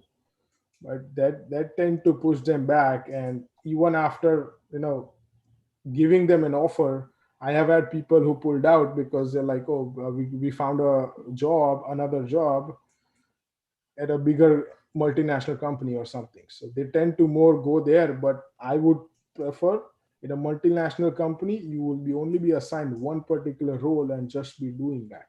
Here we have, like, you're going to be doing everything in a startup. You will learn more, and that's when you can do a startup on your own at some point, few years down the line. So you think what you're saying is the disadvantage of the branding and the disadvantage of being a startup is that sourcing people or sourcing students is more difficult, especially the international students. Right. What about going after domestic students? Why international only? So as I said, right, I being coming from that background and being lucky at one step, but I still know what it is. I always had a soft corner for international and Indian students and, get them hired so we can advance their careers, and sponsoring H1B is no question at all. I would do it right away. So that was a soft corner, and that's why I used to go for that. But domestic students, I have domestic students hired, but at a very less, not too much. A lot of it are Indian. The whole culture in the company is kind of Indian. Very young people, everybody. I think I'm the oldest person in the company. So let me ask you a question from an employer perspective. How difficult is to get an H1B? Let's talk from that perspective.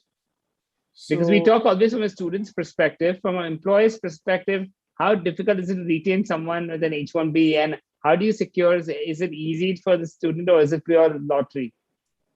So first step is pure lottery, but even before that, there is a lot which goes between, at the owners, on the owner's table, because it is very difficult, the amount of paperwork, the amount of proof you have to give. It's kind of disclosing your whole business to the authorities who are giving you an H1B. So that is something not all the business owners are open to do, but we have a feel that we would always do that. But it is a lot. The amount of paperwork they ask. The simplest example I can say is to have an H1 sponsorship for my employee. They want to see my credentials. That am I capable of running a company and managing the employees?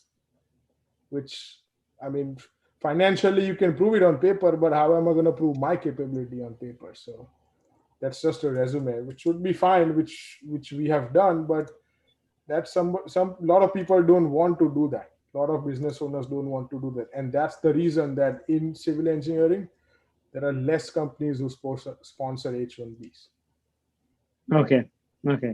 Where do you see yourself 5 years from now? So I personally want to grow this company as a construction manager, working on all fields, like a design build construction manager, or transportation design build, geotechnical design build, everything. So that's what my end goal is, to be a construction manager, that construction manager company, but having all the aspects together in the company. Okay. So with any parting thoughts that you would like to tell the student community?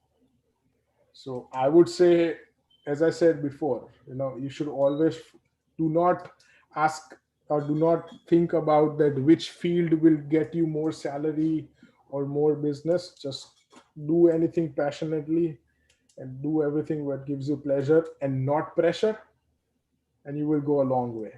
That would end from an employment to an entrepreneurship too. That's what happened to me. So you guys can have my example and do the same thing. I've seen that happen in a few instances in addition to you. So there is a possibility that when you deal with a small company and you're good, they would like you to become a proprietor of the company if they see progress in you and potential in you because they're not I am looking for the same thing because my business is situated in New York right now, but I'm exploring opportunities in North Carolina and Texas. So whoever, I'm not going to be able to be at all three places at the same time. So I'm definitely looking for somebody in those states as a proprietor and who can run the business just to that state. Great. I think you've given it to the audience and this is going to be circulated. So you'll definitely get some kind of responses coming in. Congratulations and good luck with everything. Thank you. It feels good that someone is actually walking the path of entrepreneurship. No, definitely. Thank you. Thank you. Next, we have Bhaumek. Bhaumek is going to be talking about the PhD value add-on. Okay. So Bhaumek, are you there? Yes, I'm here. Can you hear me well? How are you? Good morning. Did I wake you up too early? Good morning. A bit too early for a Sunday. It's 7 a.m. here.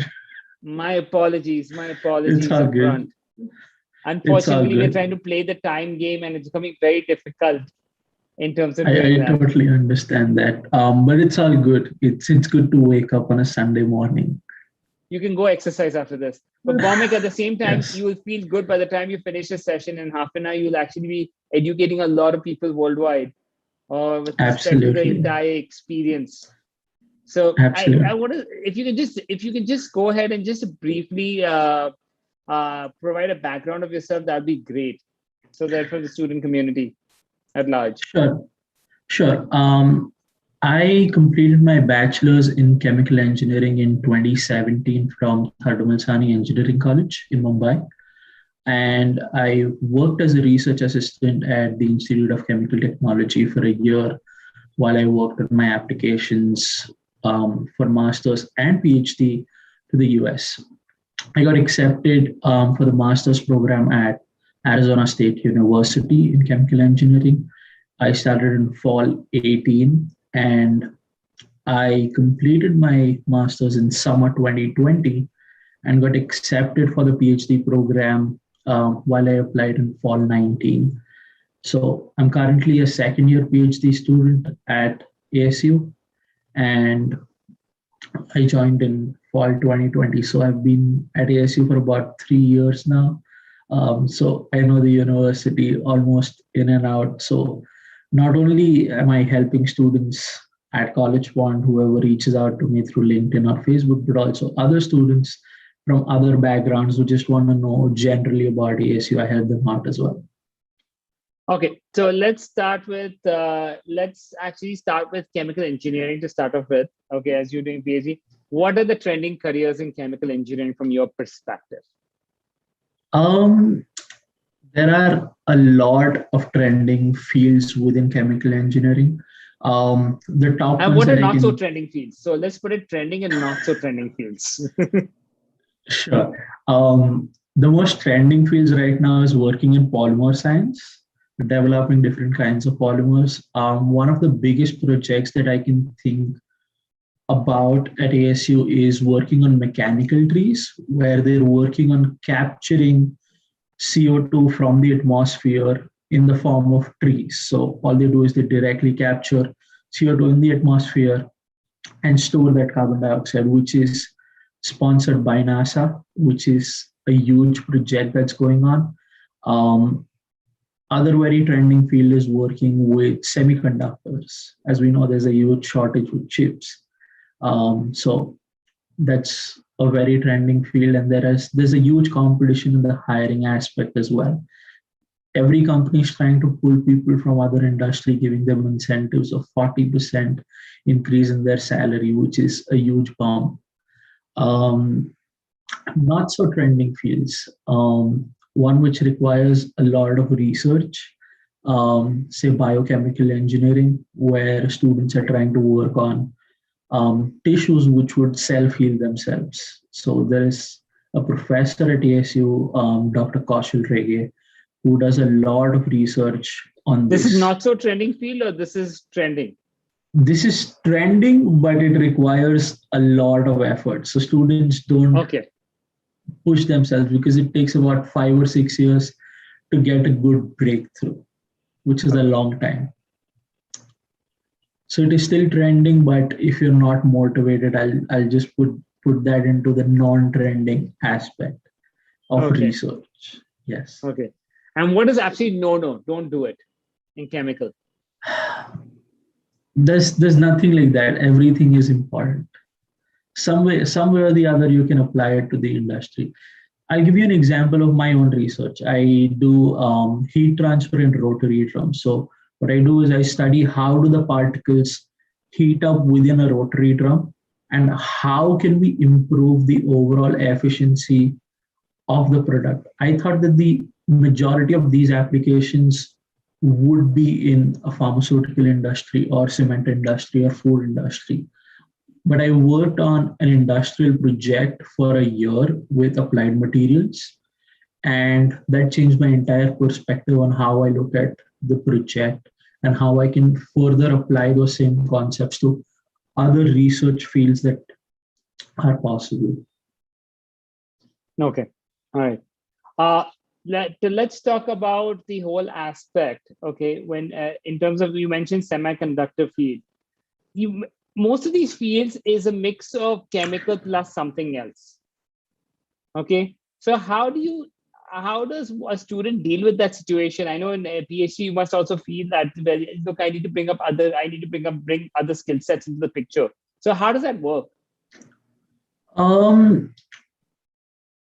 As a PhD student, you're open to take as many classes as you want. So if you don't have a particular skill set that you want in your research, you can take a particular class. And the best part about it is you don't have to pay for any of the tuition fees. It's completely funded by the university or your professor. So say if you want to learn something about how does chemistry work at the molecular level or at the very base level in semiconductor engineering, you can take those classes and learn more about it. And majority of these projects are either funded by a government organization or through an industry. So there's always help that you can reach out within the community from experts as well. Okay. All right. And what about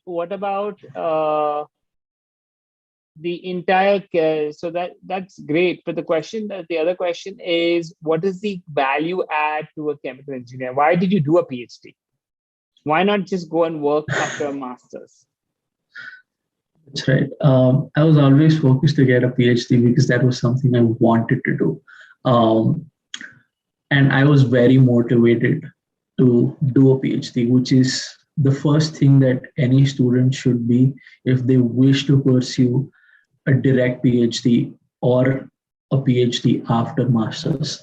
The reason why I did a PhD after my master's and did not go for the industry is because I feel that if I am in the industry, I will be very focused on only one particular part of the job that I'll be doing. So say if I go in a semiconductor industry, the entire goal of the company is defined. So if I have to work in an industry, I have to match their goals instead of me trying to do some other kind of research or trying to study the fundamentals on how everything is working. Whereas in PhD, I can study the fundamentals on the basic level, and then I can take that same concept and take it ahead so that I can scale it up. And also, majority of the aspect would be along energy efficiency and trying to enhance the process that is already there, which is not possible in an industry. So if you start working in an industry, they will say, this is your goal. and you are dependent on the person behind and ahead of you. So if something is lacking behind you, you might either have to help them out, or if there's some issue ahead, you'll have to help them out as well. Whereas in PhD, you're the only person solely working on that project and have help from the others as well. So it's not a set deadline that you have to meet within this short period of time. In PhD, it's a broad goal that you have, and you, as a motivated student, take your research ahead and try to achieve those goals. Okay. But what are the career prospects for you after doing a PhD? I know you're in the second year of a PhD. I am focused to go in the industry to get industrial experience. But at the end, I want to come back to academia. Okay. Yes. Okay. Working in the industry would get me a hang of how things work in industries, and it opens up more chances of collaborations within the industry as well. Okay, got it. Now, moving along to the entire prospect. Okay, and something that students ask is, how does one apply to a PhD program? What do they look for in a PhD application? That's a very good question. And the first thing that I will recommend students to do is try finding your best interests. So there are a lot of professors at ASU. There are at least 30 professors at ASU who do research, not common research. Each of them has their own expertise. So try finding out which professor's research interests you the most. Reach out to them, start talking with them. Majority of the PhD acceptance happen through connections. So say if you reach out to a professor, you mention that you're interested on working on XYZ project and you have an experience of so and so, you can set up a meeting with them. Professors are always open to meet other students and understand their background, so that if they fit well, they can be accepted to the program.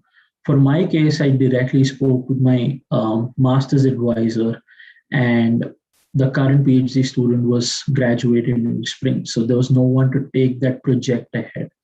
Since I'd already worked on that project for about 8 months, she was more than happy for me to continue that project as compared to accepting another PhD student, and then the knowledge transfer would have been very difficult because it was COVID time as well then. Okay. So the question is, with respect to students when it comes to that, so you're saying contact the professors before you apply for a PhD program? Yes, ask them, do they have any openings? That's very important. There are some professors whose research would be fascinating, but it happens that they do not have sufficient funding to support another PhD student. Okay. So the key is that keep on contacting different universities. Some professors will respond, and those are the professors that take it forward for you. Because is it a school specific admission, or is more professor recommended admission into a PhD program? It's both, I will say. So first, if the professor wants you to work for him or her, they will make sure that you get admitted in the university, no matter what happens. Okay. The other way is that if your profile is very good, but you're not sure where you want to work, in which field you want to work with, the college will accept you. They will let you work as a TA for the first semester.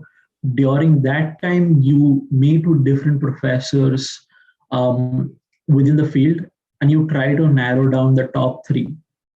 So they call this the matching process for PhD students and the faculty.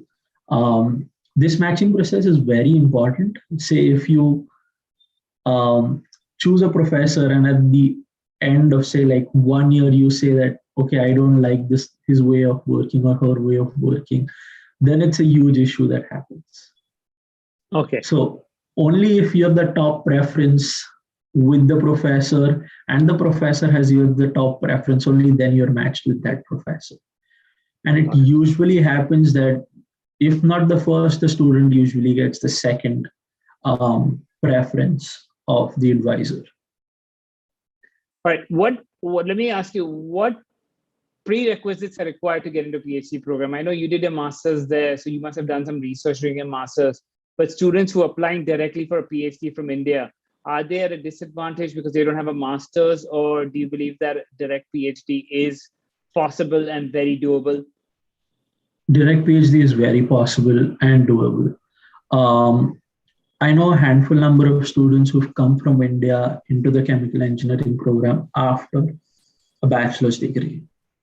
The only thing that would be there is if you're directly applying during your final year of bachelor's, it may happen that you don't have a lot of hands-on experience with research. So that would be something that can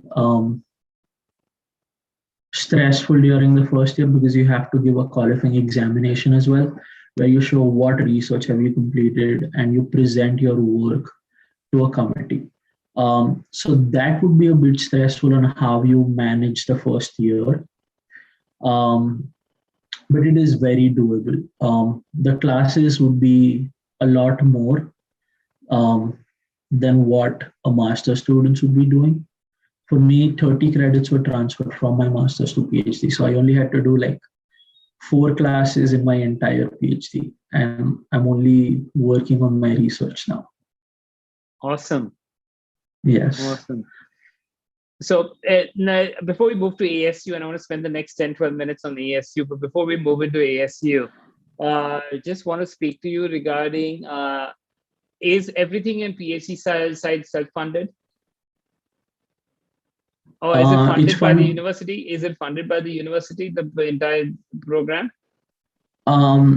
Tuition is funded by the university, and students also receive a stipend, which is through the professor.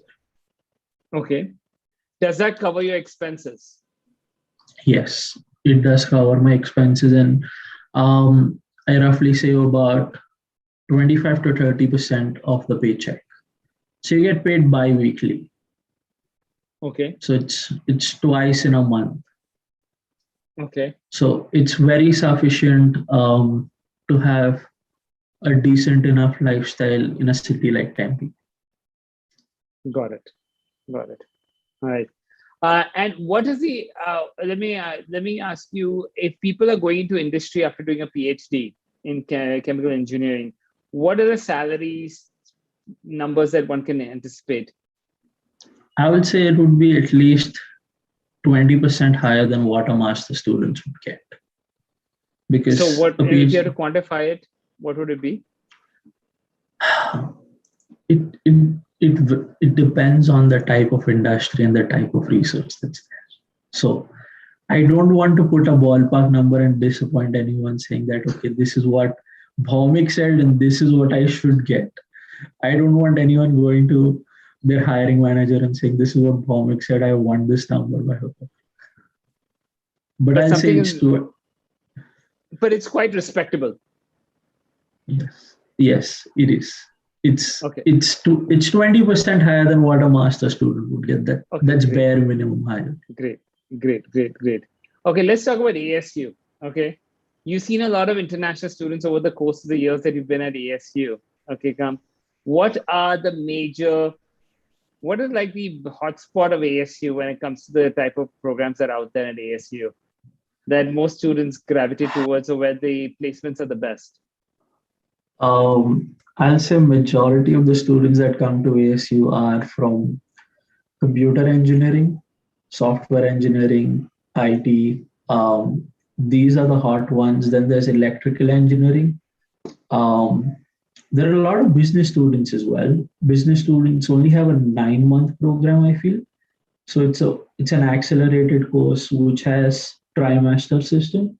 So it's very fast paced, and by the end of 9 months, the student has graduated with a degree. Other trending field that I've seen right now is construction management. There are a Construction lot management. of, yes, there are a lot of students coming from India to do construction management.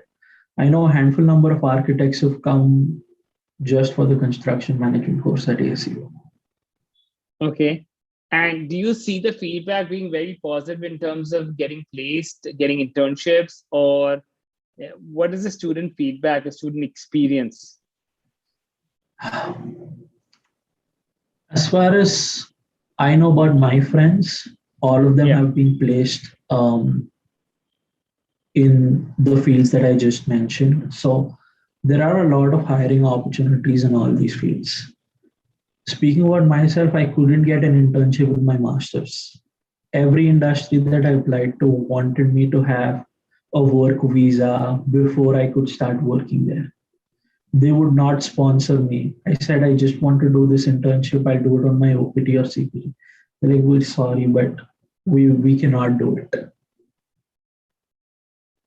True. But I think if you had applied to semiconductor or anything related to semiconductor, they would have picked you up in a jiffy. Yes. So I'll mention about a semiconductor industry, TSMC. They did hire a chemical engineer from ASU that I know about.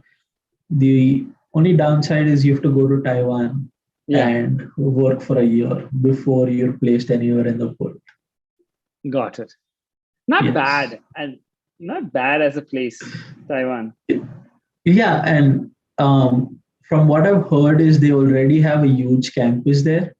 You live in dorms, I guess, but they have almost everything that you want from around the world over there. They have a cafeteria with Indian section, all the different kinds of cuisines that you want, and everything's there.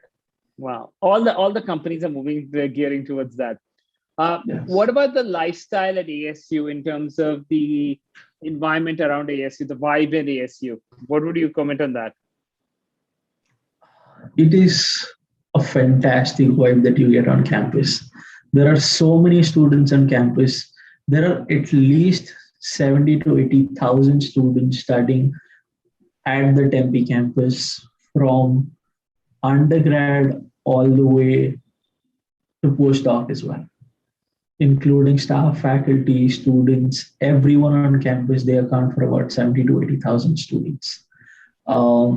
There is always something happening on campus. There will never be a day when an event is not happening, or there's no free food, or there's no gathering that's happening on campus. There are about 500 active student organizations on the Tempe campus itself.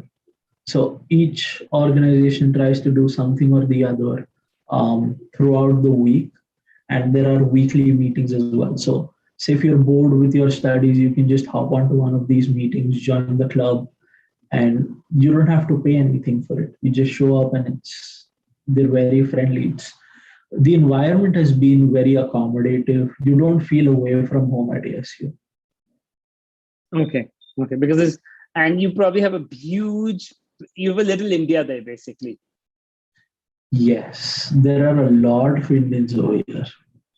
So you won't feel away from home. There are always some of the other students gathering around and doing something or the other. Say they meet for lunch, they cook dinner together, or meet at someone's place. So there's always something that's happening.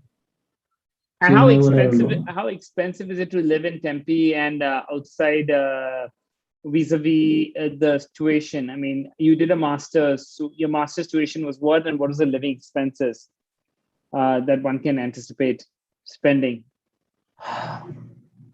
Great question. If you are sharing an apartment, your rent, electricity, and everything would be around $450 to $600. That's the max one would pay if they're sharing a room. If you have a private room, it can be anywhere from $700 to $800. And groceries and eating outside will depend upon the lifestyle. So I'll say anywhere from another $150 to $500, depending on how their lifestyle is and where they spend on. And TNRA opportunities? Sadly, for the School of SEMT, that's the school for engineering in matter, transport, and energy, they do not give RATA options to master students. But I do know one master student who got an RA opportunity. That was because the professor wanted someone to work on that project. But what about the other programs, like your people, your friends in IT and all that? Did they have TRA opportunities? Yes, they did. And was it like a stipend on fees, or was it actually just an hourly charge, hourly amount that they used to get? Both. I've heard of both. There was a master student who had his tuition fully funded and also received a stipend. Wow. And how difficult is it to get one of these opportunities like that? One divided by the number of students joining it. Okay. In terms of the campus and all that, one question that's asked, and this is something that I want to ask you, and this is a specific question, is regarding health insurance. In terms of this, a lot of parents and a lot of students think about getting health insurance in India and then coming there.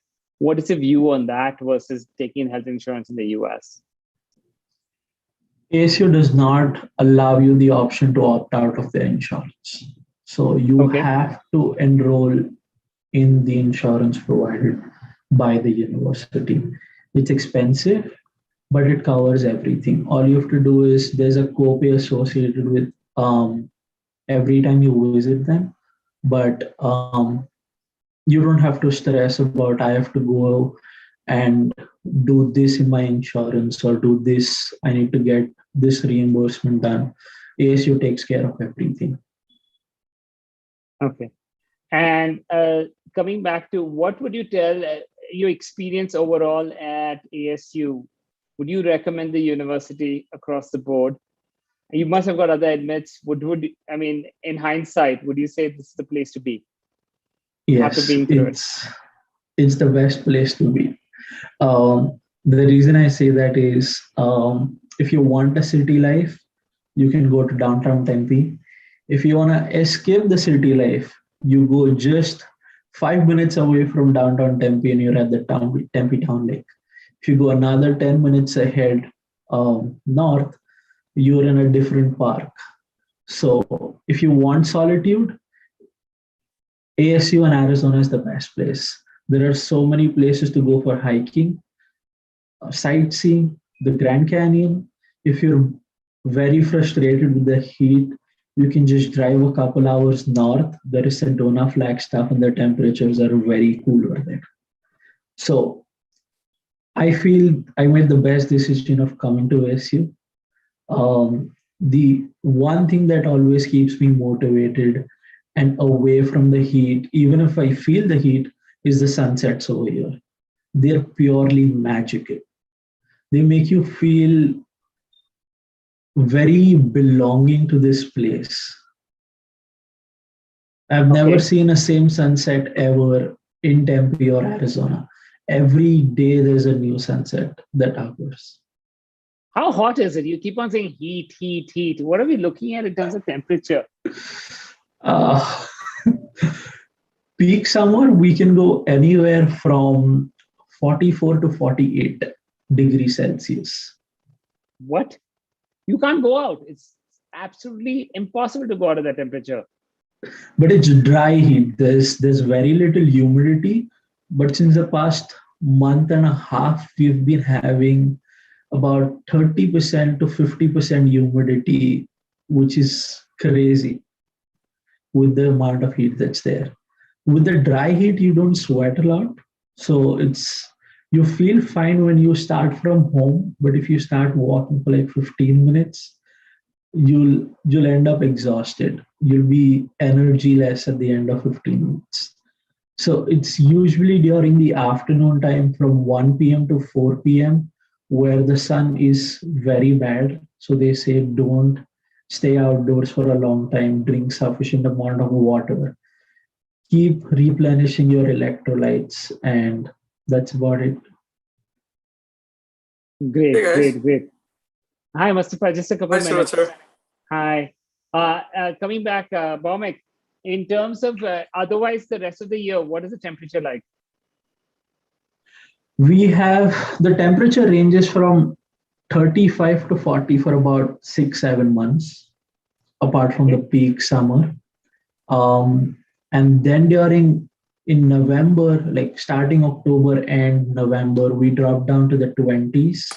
So like 27, 28, which is very cool as compared to the 40s that we have. So any day the temperature drops below 30, we'll say it's cool. And as soon as the temperature drops below 20, you'll see everyone wearing jackets over here or wearing a sweater. Because everything is relative. Yes. And in January, the temperatures in the morning can go down to 0 degrees Celsius. What? That much of a stark difference? Yes. Okay. Any parting thoughts, Baumek, to the student community? I will say follow your dreams. Follow your dreams, follow your passion, and you will end up at the goal that you want. Stay motivated and reach out for help. Please don't try to reinvent the wheel. That is one thing that I've learned. Reach out for help, ask anyone and everyone that you can think of. Don't think that someone would be doing a favor for you. Especially in the US, if you reach out for help, they feel that it's the best thing that you've done, and people are willing to help you out in the best way possible. Got it. Thank you very much, Baumek. Next, thank you for all the feedback that you've given. And yes, except for the heat, I think ASU is the place to go. That's right. All right. See you. Have a good one, guys. Thank you. Thank you, Baumek. Coming next is finance. All right. We have two mentors with us. One is Mustafa Shah. Mustafa, I'll introduce you, and Maulik Mehta. Welcome, both of you guys on board. Okay. Hey. What I would like to do is first, if you guys both can introduce yourselves, that'll be great for the student community. Go ahead, Mustafa. Sure. So, hey guys. So I'm a chartered accountant and a CFA by profession, and then I've been with the strategy and transactions team at EY for the past 6 years now. I did my master's in finance with University of Rochester, then moved to Cleveland to join the strategy and transactions team with EY US. And then I've actually recently moved from EY US to EY Canada in January. So with the Toronto team, same work profile, just with the Toronto team now, moving forward. Great. And Mustafa, as far as I remember, you did have some work experience prior to joining U Rochester. Yes. Yeah. So I was a professional chartered accountant back in India as well. So did my articleship, went through that, and then had my audit advisory practice back in India before moving on. Great. Maulik, you want to introduce yourself? Yeah. Hey Suraj and Jamit, thanks for having me on. I'm Maulik Mehta. I'm a venture associate at ARC Ventures. ARC Ventures is a traditional early stage fund based in New York. We invest in enterprise SaaS technologies. Before coming to the US, I actually had 3 years of venture experience in India. And then I did a master's in finance at Fordham University, where I also used to run the venture capital club. Great. Okay, let me ask you a simple question, and the question that a lot of students ask us, and something that you guys can answer is how you guys both are contemplating doing a master of finance at one point in time. How did a game change your career in terms of doing it? Let's start with Maulik. In terms of Maulik, how did a game change your career in terms of doing a master of finance as a curriculum? It was more of like I always wanted to do venture capital. So first I got my foot into the door in India, and then I noticed like how developed the startup ecosystem is in the US, and then I was like, I want to do the same thing in the US, and the only route to achieve that is to do a master's or an MBA course. And then most of the masters in finance, if you look at it, are like non-STEM, especially when in 2017, 2018 when I did it.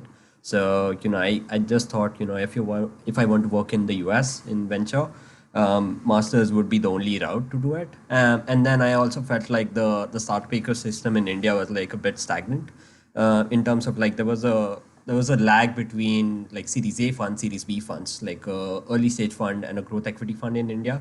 So I just thought, there's so much capital in the US, and there would be more opportunities.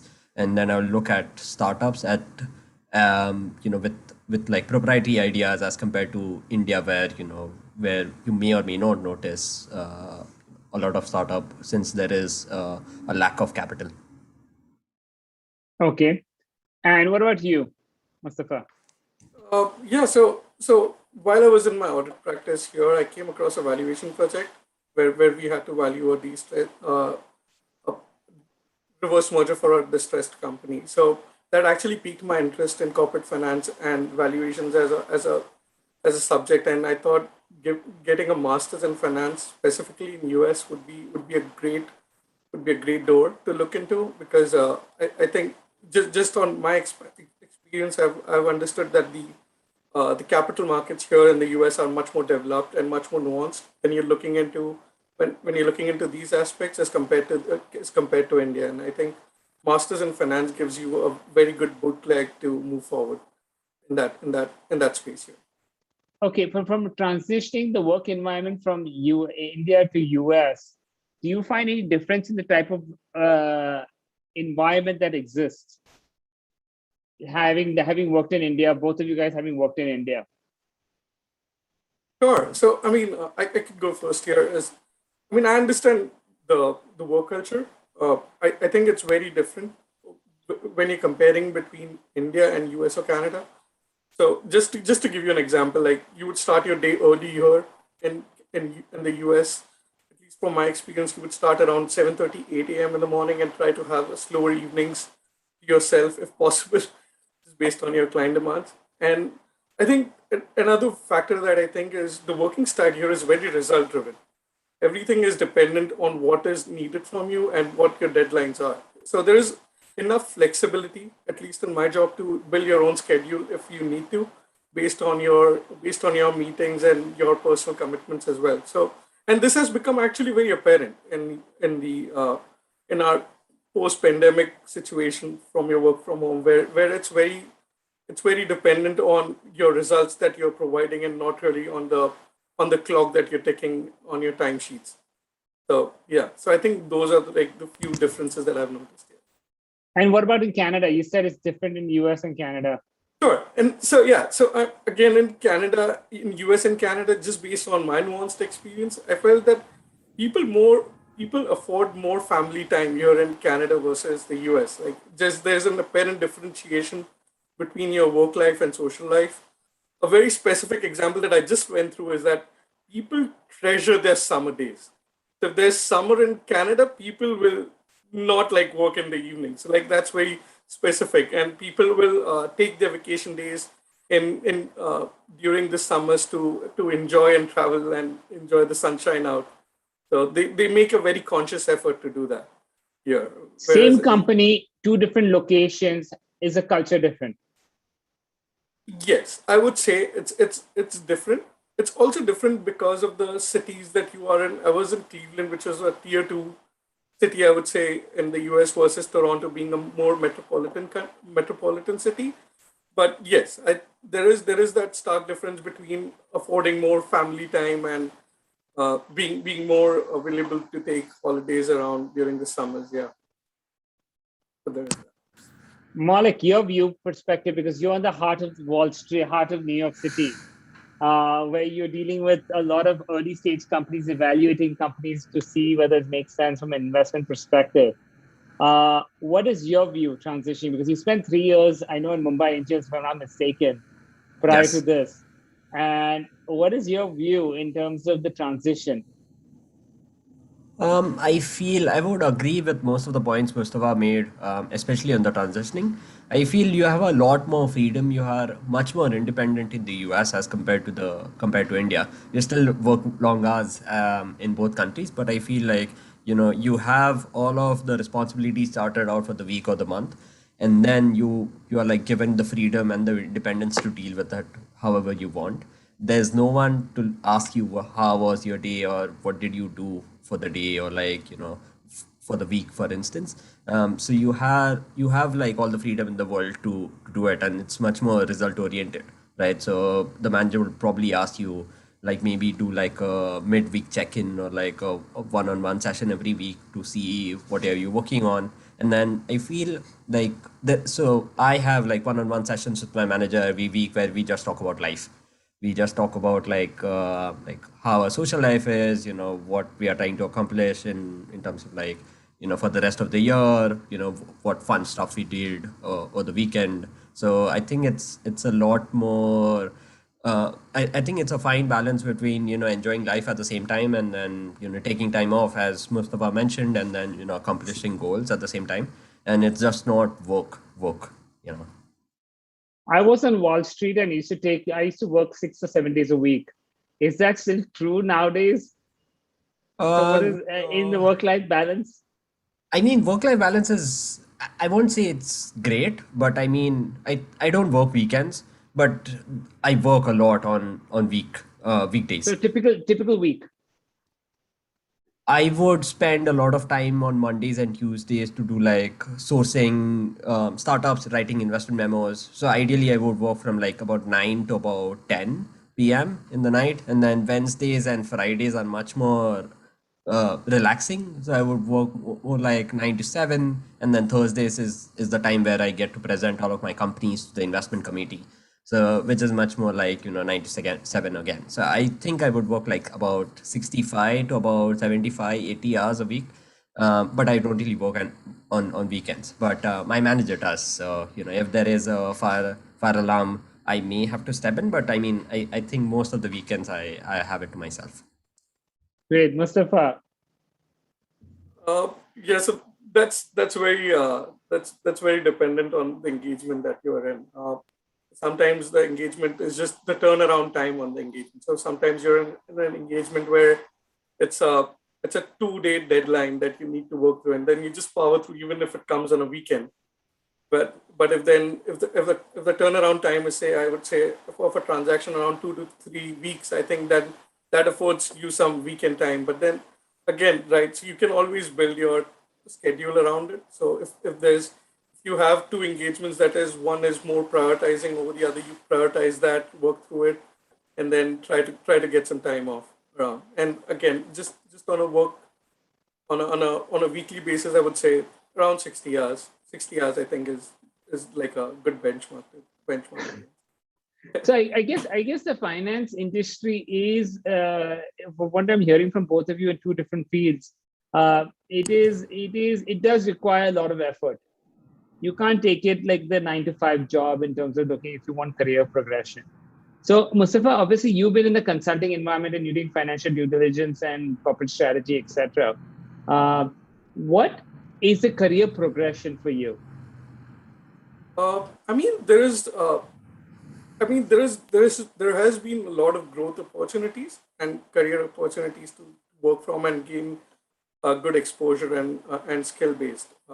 So when you So I started mean, off, what did you start off with, and how are you moving up? sure. So I started off as an experienced associate coming into Ernst and Young, then went on to my senior associate level, and now a manager here in the US. And then I transferred laterally between US to Canada as a manager here as well. And the work experience and the skills and the responsibilities do go up accordingly as Okay. between those And why years. did you transfer from US to Canada? Was it voluntarily or involuntary because of H-1B? It was both. I think it was more voluntary than anything else. I mean, I had my green card process and everything in the pipeline. It's just that I already was a permanent resident here in Canada, so that made my switch easier. Plus, being in a metropolitan region of Toronto, then in like Cleveland, I thought that would be a good switch. Plus, I mean, just for my personal reasons as well. So I think that was more of a voluntary decision rather than H-1B. When you say you got a permanent residency and you were in the US, can you just elaborate on that? Sure. So I did apply for my permanent residency in Canada while I was in the US. So I had my permanent residency already gone through and everything while I was still working in the US, just as a backup. Like, I mean, during the Trump administration, a lot of people were were looking at options when you were when you were on H1B. But then I think that was one route I could have always taken, but then as a backup. But then as I thought about it and moving on, like what I needed to do as a career, I thought just moving to Canada would be a better opportunity as well. And just on my personal basis, I did get a good team, and I was working through that. And the partner actually reached out to me saying that, okay, this is a good opportunity that I think you can be a good fit. You can be a good fit for the team based on your experiences. So that's why. So how long did it take you to get the PR from application to completion? I think it was around 8 months to a year process. Okay, a complete process. Got it. Malik, your career progression, where do you see yourself going? I like the place where I am right now. I always wanted to be in venture in the US. That's the only thing I know. So I mean, I started off. I had like some core experience in India where I can have coffee chats and like talk with people about venture. So I strike up a conversation, meeting startup people or startup business models at random events, and then just trying to understand the business. So I did a lot of that while I was studying, and then I also used to put together a lot of events while at Fordham, just to invite people over who didn't used to reply to my cold emails. Essentially to formulate a relationship, get a coffee chat going, and then help them with like small stuff like competitive analysis and stuff. Essentially to get my foot into the door. And then I started off as an intern 2 summers ago, summer 2019 at ARC Ventures, and then now I'm an associate. So it's been like a good 2 years. I think like 6 months after graduation. During graduation, they were like, what do you want to do after graduation? Do you want to work here? And I was like, yeah. And then I started off as an analyst, and it's been like 1.5 years, and I just got promoted to an associate now.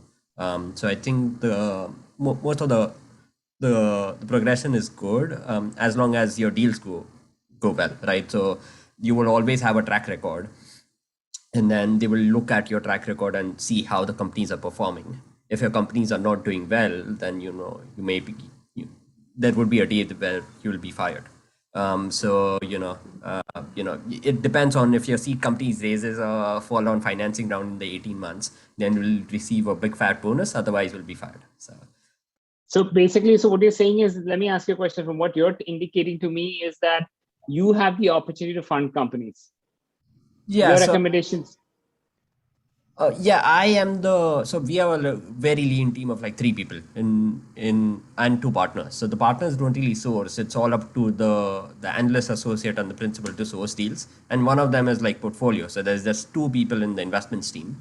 So the major bulk of sourcing is the associate or the analyst at any venture fund.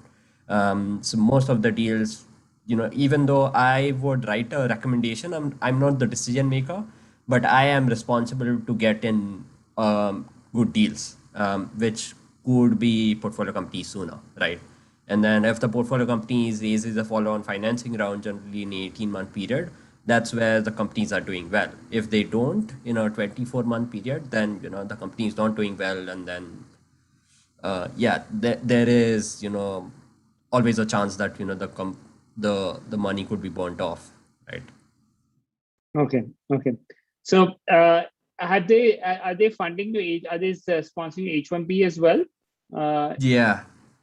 So it was pretty hard for me to convince them what H1B is, what e-verification is, just because venture funds they don't really hire international people. So I would say like 50% of the funds in New York would not even entertain an interview just because they won't sponsor. So it was a tough job, I feel, but just because they knew me since I was an intern, they agreed to be verified. I was they applied for my sponsorship twice in the last 2 years. I haven't got picked until now. So last year is the next attempt, last attempt for mine. Okay, got it. So from a perspective of so your last attempt is coming up right now, I would assume. Yes, so it's March or April of 2022. Okay. If not, they're willing to continue you in a different country, I would assume. We don't have offices in a different country, but I would assume that they would go in for like a 4th-time attempt. But I have like my backups ready, so I've like started developing relationships with people in London. That's the only place where I see myself in terms of like venture ecosystem and how robust it is. So if the US or New York is not, if it's not happening, then I may have to move to London. Could be difficult, but I've started developing relationships, and hopefully the New York US experience would be helpful. It will definitely be. A question that's asked for Mustafa. Okay, Mustafa. I would like to ask Mustafa, since he has experience from both countries. Okay, so for work life, what would be bit up down, US or Canada? Basically, he's asking is which one do you prefer, US or Canada in terms of work life? Just solely on work life, yeah, I would say Canada has been more lenient in that respect. Also, work from home also helps when you're trying to maintain that. But yeah, I think people are a little more relaxed and chilled out as compared to US, where transactions keep coming in and then you're just going after them. But I think work life balance, at least in Canada, up till now has been good for me. But do you believe that US has more opportunities than Canada? Oh yes. So just looking at like your demographic maths, right? So US is 10 times bigger than Canada in terms of the population. So you do have bigger opportunities and higher opportunities in US than Canada. But again, I mean, and your pay scale would reflect that as well. So you would have higher salaries in US than Canada. But then when you're taking a look at more at like a comprehensive sense, your social safety net here in Canada is much more bigger. So you have like free healthcare, and if you work here in Canada, you get like pension in the like later on. You have like childcare services that you can rely on as well. So I mean, there is like that good social safety net in Canada versus the US. And then specifically just on individual level for finance and technology and other highly skilled jobs, I think Toronto, a lot of companies are coming into Toronto and other metropolitan regions like Vancouver or Montreal, where they are making big investments into these cities to tap into the talent pool here in Canada. So there are opportunities here in Canada as well, and it's growing and it's growing over the years. So I think in the last 4-5 years you've seen that spike in opportunities here in Canada versus the US. Okay, Maulik, the question came up. You just recently graduated from finance. What was your finance class at Fordham? Okay. And what percent of students actually got jobs? That's a tough question. But I would say like I think there were like 120 people in my batch. I mean, if I only were to limit down to like Indians, there were like 10 Indians. So like Fordham is not really a school which is very popular with Indians because it's not a tech school. So like 10 Indians in a batch of like 120. All Indians have good jobs. All of my juniors have good jobs. And most people manage to get an internship, but they realize it after the first semester that it's super hard to get one. So yeah. So basically what you're saying is the opportunities for finance graduates in a US are still bright. Continue to be bright.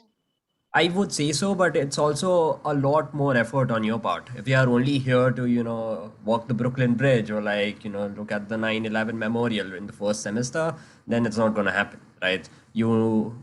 Once you are here, I think like all of the bulge bracket banks right now are hiring for next summer. So it's already at the end of the internship cycle for most of them. So, I mean, if you're not here to network, then it would be very difficult for you to get something. If you are here and if you are constantly getting about 5 to 10 coffee chats a week, then I would say, you're maintaining relationships and, then you'll be in a better place. But I mean, if you are not doing that and if you are only, focusing on your GPA, then, I don't think you'll get a job. Do people care about GPA or do people care about the whole, how important is GPA versus networking? I would,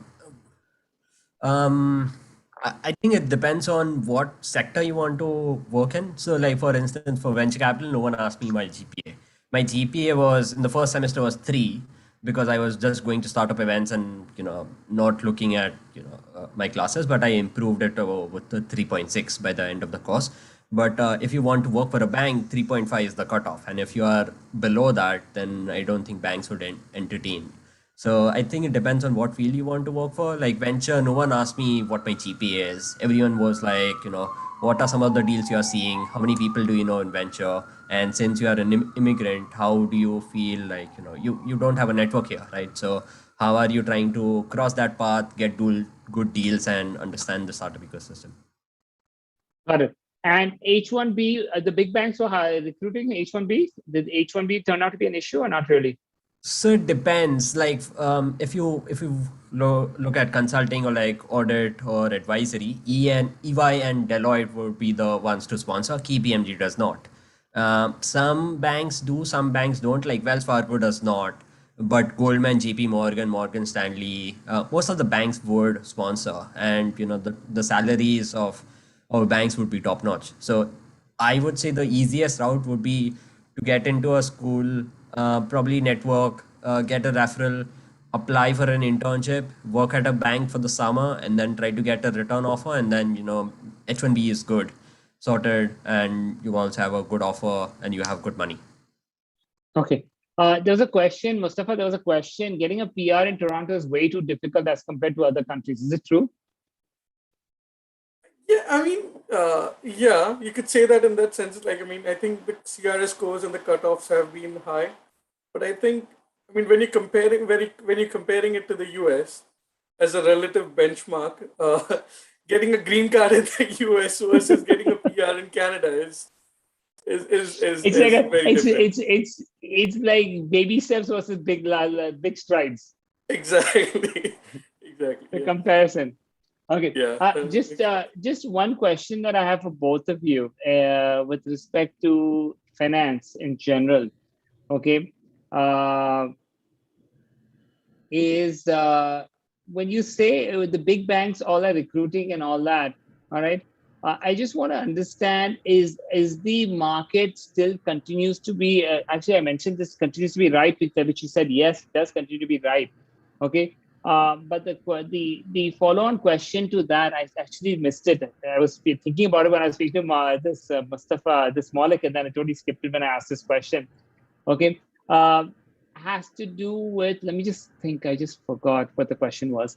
Okay. But let me go to another question and it'll come back to me. Okay. Is Malik, with respect to New York and with respect to all the opportunities available, all right, and you have all these international students thinking of doing finance, would finance be a good move in this country, or would you consider London, or would you consider Canada as an option, as a viable option? I mean, that's a great question.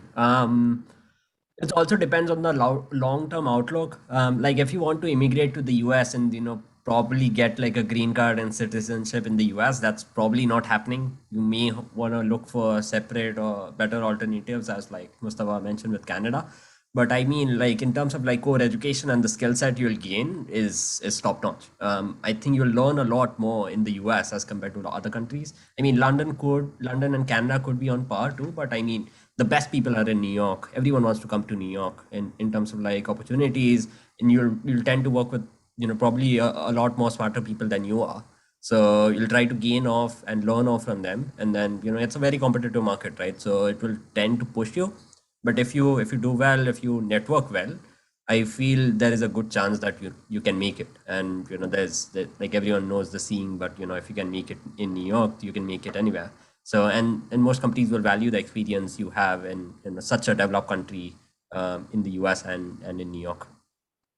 What about you, Mustafa? Since you're you're in Canada right now. I do agree with Maulik though. Like your education experience and the exposure that you get here in the US is much more valuable as compared to other countries. So when I did come here with my master's in finance in the US and worked here, the type of deal exposure and the transaction experience that I've had has been very good. Like I've been able to work across the globe. I've worked on deals with transactions with companies in Singapore to China to even in Europe, Germany, and then even in the US, I've been able to work on the West Coast as well as the East Coast. I mean, there is a lot of experience and a lot of exposure that you get while working in the US when you're working with like good teams. And I think just just looking forward, just on my personal advice, I would think look at the US as an option right now. Work through that, network with people as Maulik mentioned. Try to get a job here. See how H1B works out, and as a long term outlook, you can always immigrate to other countries. Like if things don't work out, or if you just don't think about it. But I think just for an experience wise, and if you're in just on a short term basis, I think US would be a good place to start with.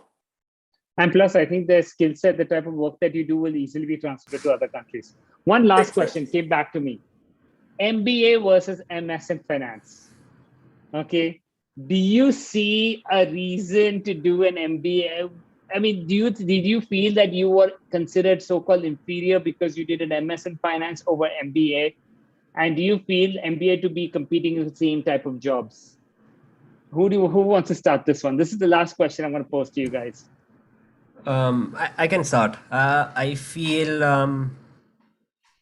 I haven't felt inferior, but I mean, in terms of like career progression, most VCs would need an MBA from a top tier school. So if you were to ask me in terms of like MBA versus MS, in terms of STEM, both of them are STEM, and both of them are like top tier, I would go for the MBA school, MBA degree, as compared to an MS, because I mean, I feel there's a lot more diversity. People have a lot more experience on the MBA front as compared to MS, where they are just out of school. For someone like me who had 3 years of work ex, I was working with students who had like 1 year or a couple of years work ex, as compared to an MBA where everyone would have like at least 3 to 5. Right, and a lot more Americans in the class as compared to the MS program. So I would still recommend an MBA because higher salaries in terms of like you'll have a better network, you'll understand how important networking is. And MS is, I feel like, a lot more on how much you can learn.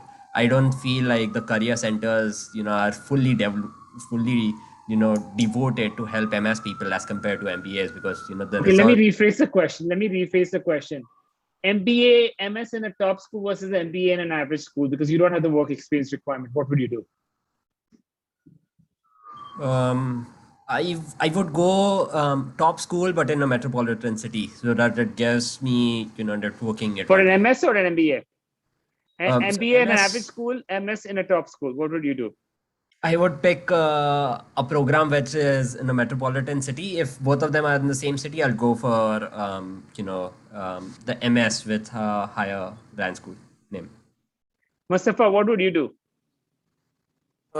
Yeah, I think I would go for an MS in a top school. I think your university name also does have a brand value in itself. So, I mean, if you say that you are coming in from like a top school, I think that then people tend to ignore. And you can always have a story. I think everything revolves around your story as well. So I mean, if you are able to bridge the gap for the recruiter or for the person you're going to work with, to say that okay, I would have a same skill set if better if I were to go in like an MBA on like a normal school versus an MS, I think that would work out. I think MS in a top school with the brand value of that top school would matter. So yeah, I would over say an that. MBA and an average school. Yes, yeah, I would say that. But again, yeah, and then it just revolves around your story, like how well you can put that through and spin it when you talk to the recruiter. Okay, we have Niti here, but before I start with Niti and move to architecture, Maulik and Mustafa, any parting thoughts that you want to give the student community? Sure, I can start with first. I think just stay motivated. I think those two things: keep networking and stay motivated. At the end of the day, you just need one person out of hundreds of people you're going to speak with to back you up. So you just need one person to work through, and that one relationship to get you through. So just once you get into a good school, start networking right away. Talk to as many people as you can. it doesn't even have to be very, very formal or networking. Just talk to them. Don't even talk about like your jobs or anything. Just to get their experiences, their journey. As more as opinions you get from people, the more you'll develop as well to learn from them. So I think just keep talking to people, stay motivated, and I think you'll get through. So I think that's what has helped me as well. I would say I would agree with Mustafa on the networking front. I would also say like don't compare yourself to your peers because that's very easy to go down the rabbit hole and then be like oh, he already has an internship, so I should there's more pressure on you. Yeah, you need to understand that everyone has like different career trajectories and different perspectives. So I mean, comparing yourself with your peers or like anyone in on your team or batchmates won't be helpful. Only time will tell how well people will do. And yeah, just join a student club while you're here. So that allows you to moderate events, that allows you to like cold email a bunch of people for a reason, so that you can get a coffee chat. And if you're like and most of the US companies would value like executive board, like president, co-president, vice president experience in while they were talking about like during the interviews. So Great. Thank you, guys. Thank you very much for your inputs and great catching up with both of you. Sure. Thank likewise, you. Suraj. Thanks so much. Next we have Niti here. Niti, how are you? Hey, I'm good. How are you? Good, Niti. How are things with you? They're doing great. Just I've started working from office now, so doing good. Great. Our final session of the Mentorship Symposium is moving to architecture. So Niti, would you like to introduce yourself? Yeah, sure. I'm Niti Tataria. I studied architecture in Mumbai from the school Late Pausai Bhire, which is in Bandra East, and I worked for a couple of years with a landscape architecture firm in India, in Mumbai. And that's how I decided I wanted to do masters in landscape architecture. And I had considered other countries for my masters, but I think US has a really good scope for landscape architecture. So that's how I decided I wanted to go here. And I started my journey in the field of landscape architecture by doing masters at Texas A&M. And I think from there it has been an uphill for me. I got internships. I am now doing a full-time job, and it's doing really great. Good to hear that, Niti. Good to hear that. So Niti, coming back to this, you had did you think that the 2 years of experience in India really helped you in terms of your growth trajectory in US?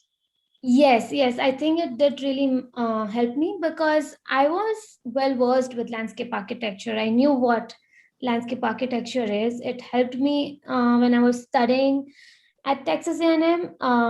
Like my professors didn't really have to explain me everything, like what landscape architecture is, how do you design parks and all the stuff, because I had a design background from architecture. So they didn't really have to push me that much, and they felt that I was one of the best students in the class. So I think that helped me. And also my experience also helped me in getting a job. I do know that when you're trying to look for a job, especially in the architecture field over here, they don't really consider your experience in India that much. You're still considered as an entry level.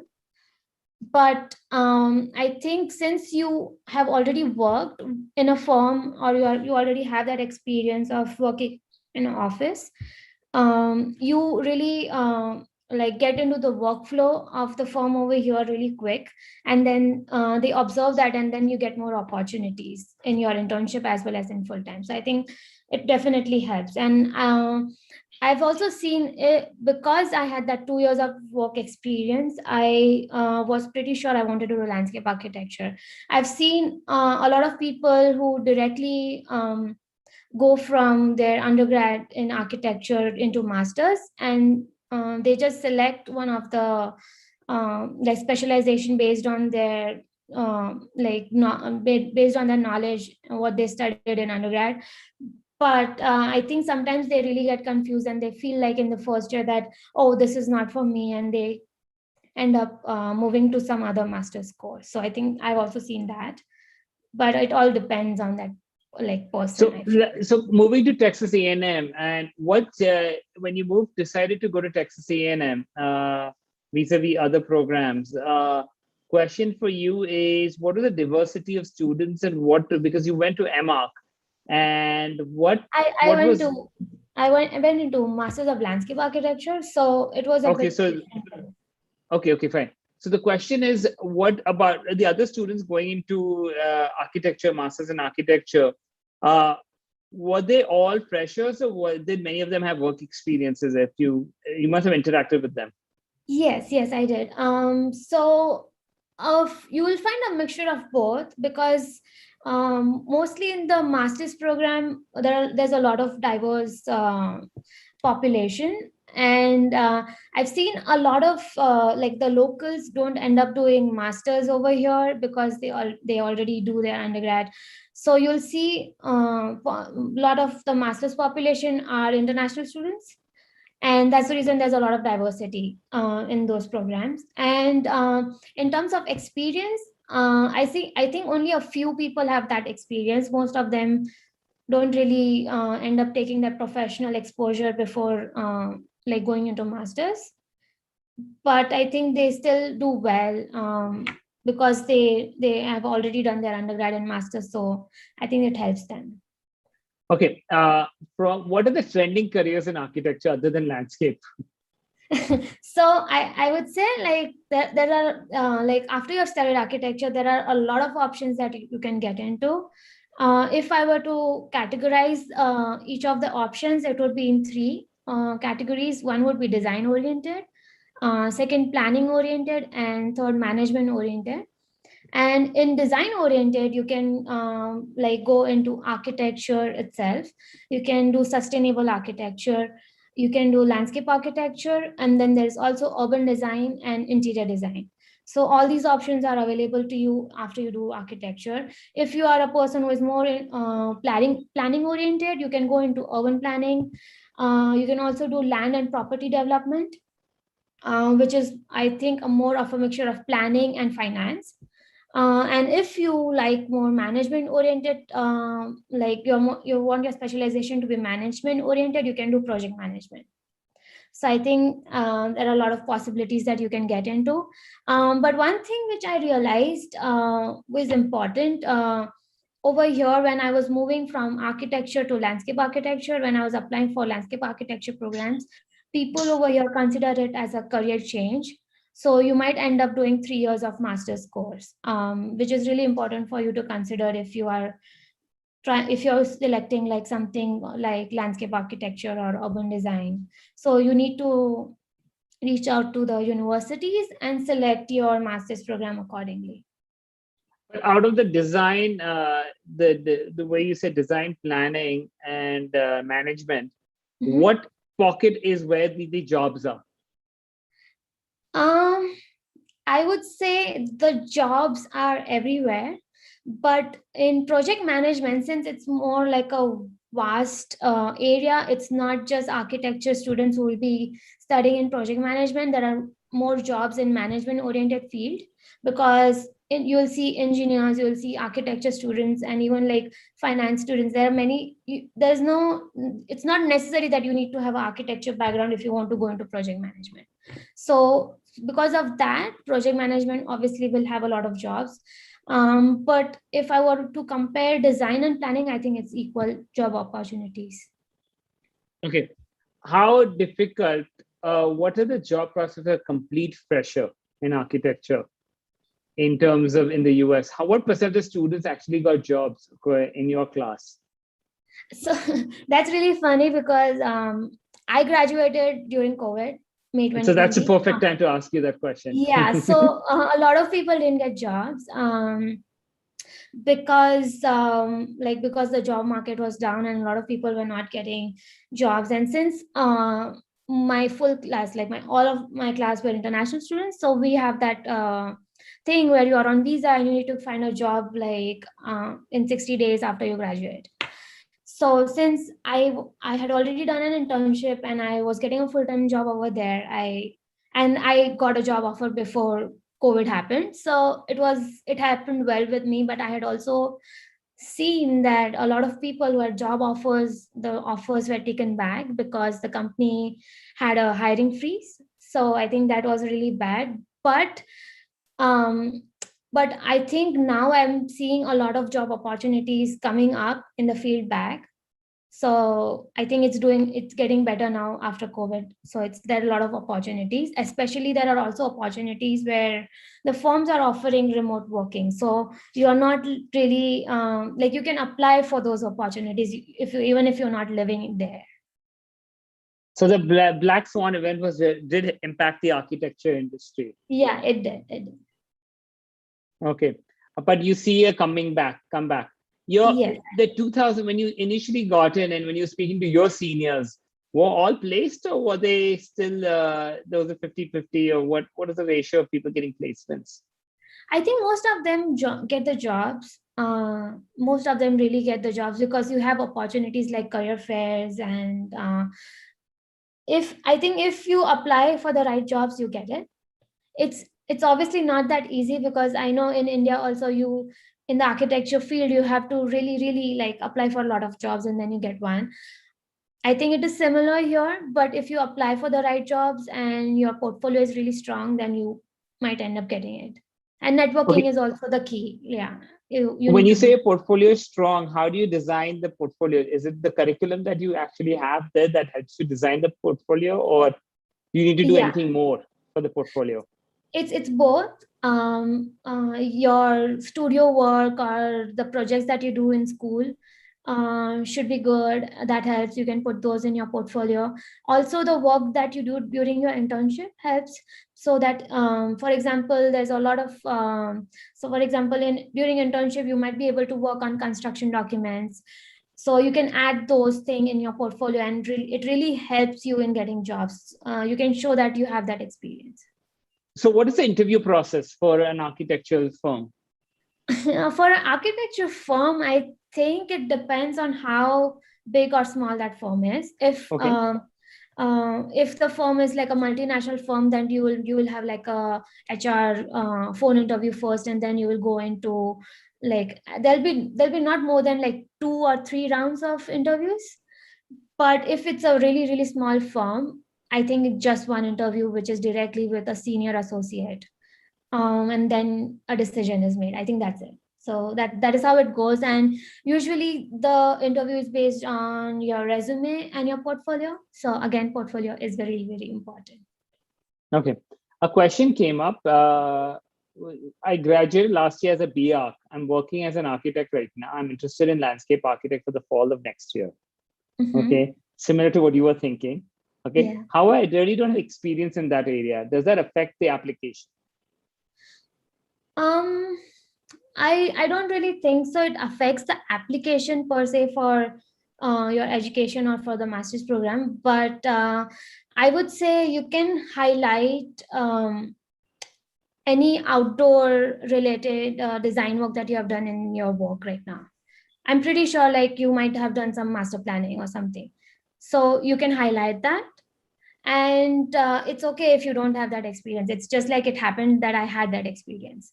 You can still do landscape architecture, and you will it shouldn't really matter if you're applying for masters, but obviously when you're applying for internship or jobs, you will have to show your landscape architecture work. Okay. Niti, what about university? There's another question came about universities for architecture in California, LA, and any idea about those? There are a lot of universities in California and LA.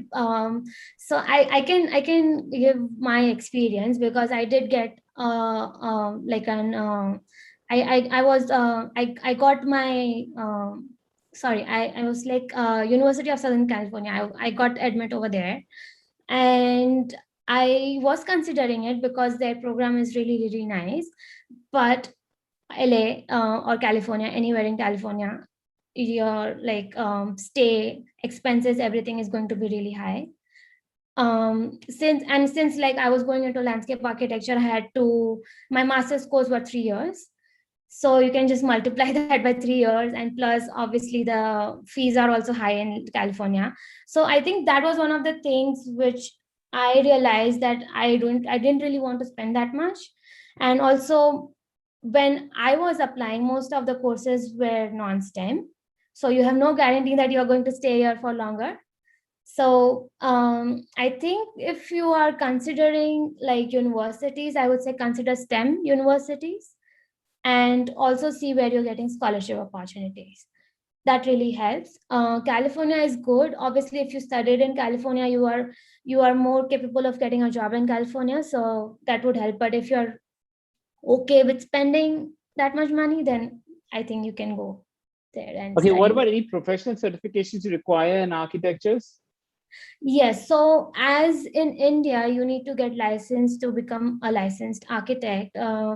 And for landscape architecture, also you need to gain profession licensure, and for that, it's not as easy that you've completed your education and you get the license.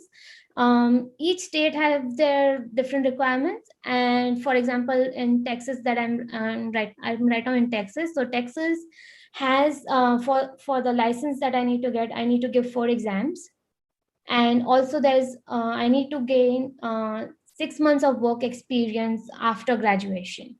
So these are the criterias, and those 4 exams are really difficult. So I think the whole process of you getting a license is like 2 to 3 years. And I think in California, the work experience that you need is 2 years. So after 2 years, you can give your exams and then you get the license. That's only for landscape, but other architecture, you do need licensing as well. Yeah, architecture also you need licensing. I don't think you need licensing for project management. You No, you don't don't. even need licensing for planning or urban design. So I think architecture and landscape architecture are the ones that where you need licensing. But I would like to point out that a lot of people over here don't really get licensed because, as you can see, like you have to give 4 exams and there's a lot of work, and you can still get jobs even if you're not licensed. So it's not like something that you need to do. You only need a license if you want to do your own projects. Only then you need a license, but it helps. But it does you. help you. It does help you Yeah. from a career perspective, right? It does help you, but it's more like a long-term thing. If you are planning to stay here forever, maybe I think you should consider getting a license. So 2 questions. Does license affect your pay scale, and what is the actual starting pay that one can expect? I would say license, yes, does affect your pay scale, especially when you are on a senior level. And if you're not licensed, it will be, you'll get a push from your firm that get licensed. So I think that's important. And also, obviously, it affects your pay scale and also promotion if you're going to go from senior to principal level. And the starting salary, if you compare it to any other field, it's pretty low, but and it also depends on the state. But for Texas, I could say it's 50K and above.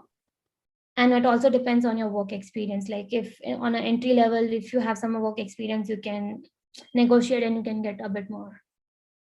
Okay, 3 questions are coming up. The first question that deals with is: does it make sense in India when you worked? Is it advantageous to work for actually as a fresher after my postgrad? Should I in India, should I work for a small firm or a large firm, or does it make any difference from an industrial experience point of view? No, I don't think it makes a difference, because it might happen that even if yours is a big firm, like people might not know the name of that firm, but it also depends. Like, if, for example, if you work with Stantec or ACOM, then people might know because it's a multinational firm. But I don't think it makes a difference. I think your experience or the projects that you worked on are more important as compared to the firm. Because I worked with 2 firms and I don't think they really saw the name of that firm, or they even went on like web and looked at their website or anything. I don't think it mattered. They just saw what projects I worked on. How was the experience of you working in the US versus working in India? I think you've got both experiences now. One is working as an landscape architecture there versus there here. And how important did the masters play a role into the whole thing? Or could you have transitioned directly from an undergrad, from the experience here to get an work there? So I think my experience in India was, I would say, not that great. For an entry level, you don't get that many opportunities to work on, and I would say like the experience over here is really good because people over here will motivate you and encourage you to be part of that whole design process, even if you are in on an entry level position. And obviously the work lifestyle here is better, as in architecture field is better here as compared to India. I used to work long hours in India. Like I used to work like till 7 or 8, but here they encourage you to just like log off after you're done 8 hours or 9 hours a day. So it all depends where you worked. But I would say like, yeah, I feel this like the work lifestyle here is much better as compared to India. So I enjoy working here, and also the type of projects that I'm getting in landscape architecture here is more better. But landscape architecture in India is still developing, so you might not get that many opportunities. So I feel How like important was a master's degree into this whole thing? It was really important because Why? if I were to apply based on my undergrad like my bachelor's of architecture degree over here, I wouldn't get a job.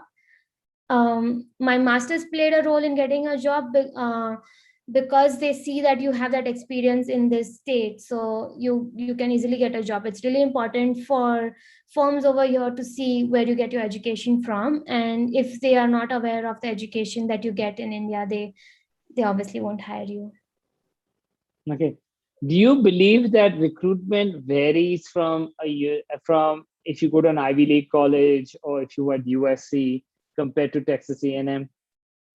Yes, I think it matters. I've seen that a lot of opportunities are available to Ivy League colleges, and a lot of, for example, if a career fair was going to happen in an Ivy League college, more good firms would go over there because they would feel like there are better students that they can get from there as compared to any other smaller college. So I would say, yeah, it matters. But also, if you are good at networking and you reach out to proper people, you can also get good opportunities even if you are in a non-Ivy League college. Great, great. Okay, in terms of curriculum, how flexible was your curriculum, and what are the courses that you would say that stood out for you? So it all depends on the college, but for Texas A&M, I can say that we just had like 3 to 4 electives that we could select. So most of the courses were set for us, which I felt was not that great. But in the last year, I had the flexibility and I took the advantage of that. And Texas A&M has this really good niche of design in healthcare. So I took advantage of that, and that is something that stood out to me because I took classes from the architecture department and I studied healthcare in design, which really helped me even in landscape architecture. So I think there are few courses that you can take outside of your department, which really helps. There are also horticulture courses that you could take. So I think that also I took, and it really helped me to get the local regional knowledge. Great. Now, let me ask you a question. Any parting thoughts that you would like to tell the student community? I would say that networking is really, really important.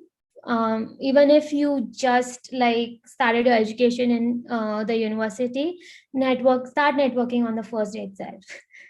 Reach out to people who have studied at your university, or like let's just reach out to people. I think that really helps. And also participate in the student chapters of all the associations. For example, for landscape architecture, there is American Association of Landscape Architecture, so you can participate in the student chapters. it really helps you in understanding where the opportunities are or what's going on in the landscape architecture field. So I would say participate in those student chapters and attend seminars, like interact with people. And I think that really helps you in just understanding what's happening in the field. It will help you in finding internships or jobs. So I would say that's really, really important. And keep on developing your portfolio. Always keep your portfolio updated so that you, whenever you see opportunity, you have that handy and you can apply for that opportunity. Great. Thank you, Niti. Thank you very much You're welcome. for coming on a Sunday. I think it's That's been okay. great. It's been an amazing 4 days of mentorship for all the students this week and the past weekend. I really think that all of you guys combined have done a phenomenal job in educating. And I personally learned a lot through you guys too, which I thought initially I wouldn't, but I think I think my level of knowledge has increased multi-fold going through these sessions. So thank you very much. From a perspective of Collegepond, we like to thank everyone to be part of this more than anything else. We will be holding one-to-one counseling sessions on September 18th and 19th in our offices. For those who are interested, please send us an email at info@collegepond.com. And I would like to thank everyone for asking your questions. And we will have these recordings on our, available to the student community in a few days. Niti and Ale, thank you very much for your efforts. Signing off. Bye-bye. Thank Thank you. you. Thank you.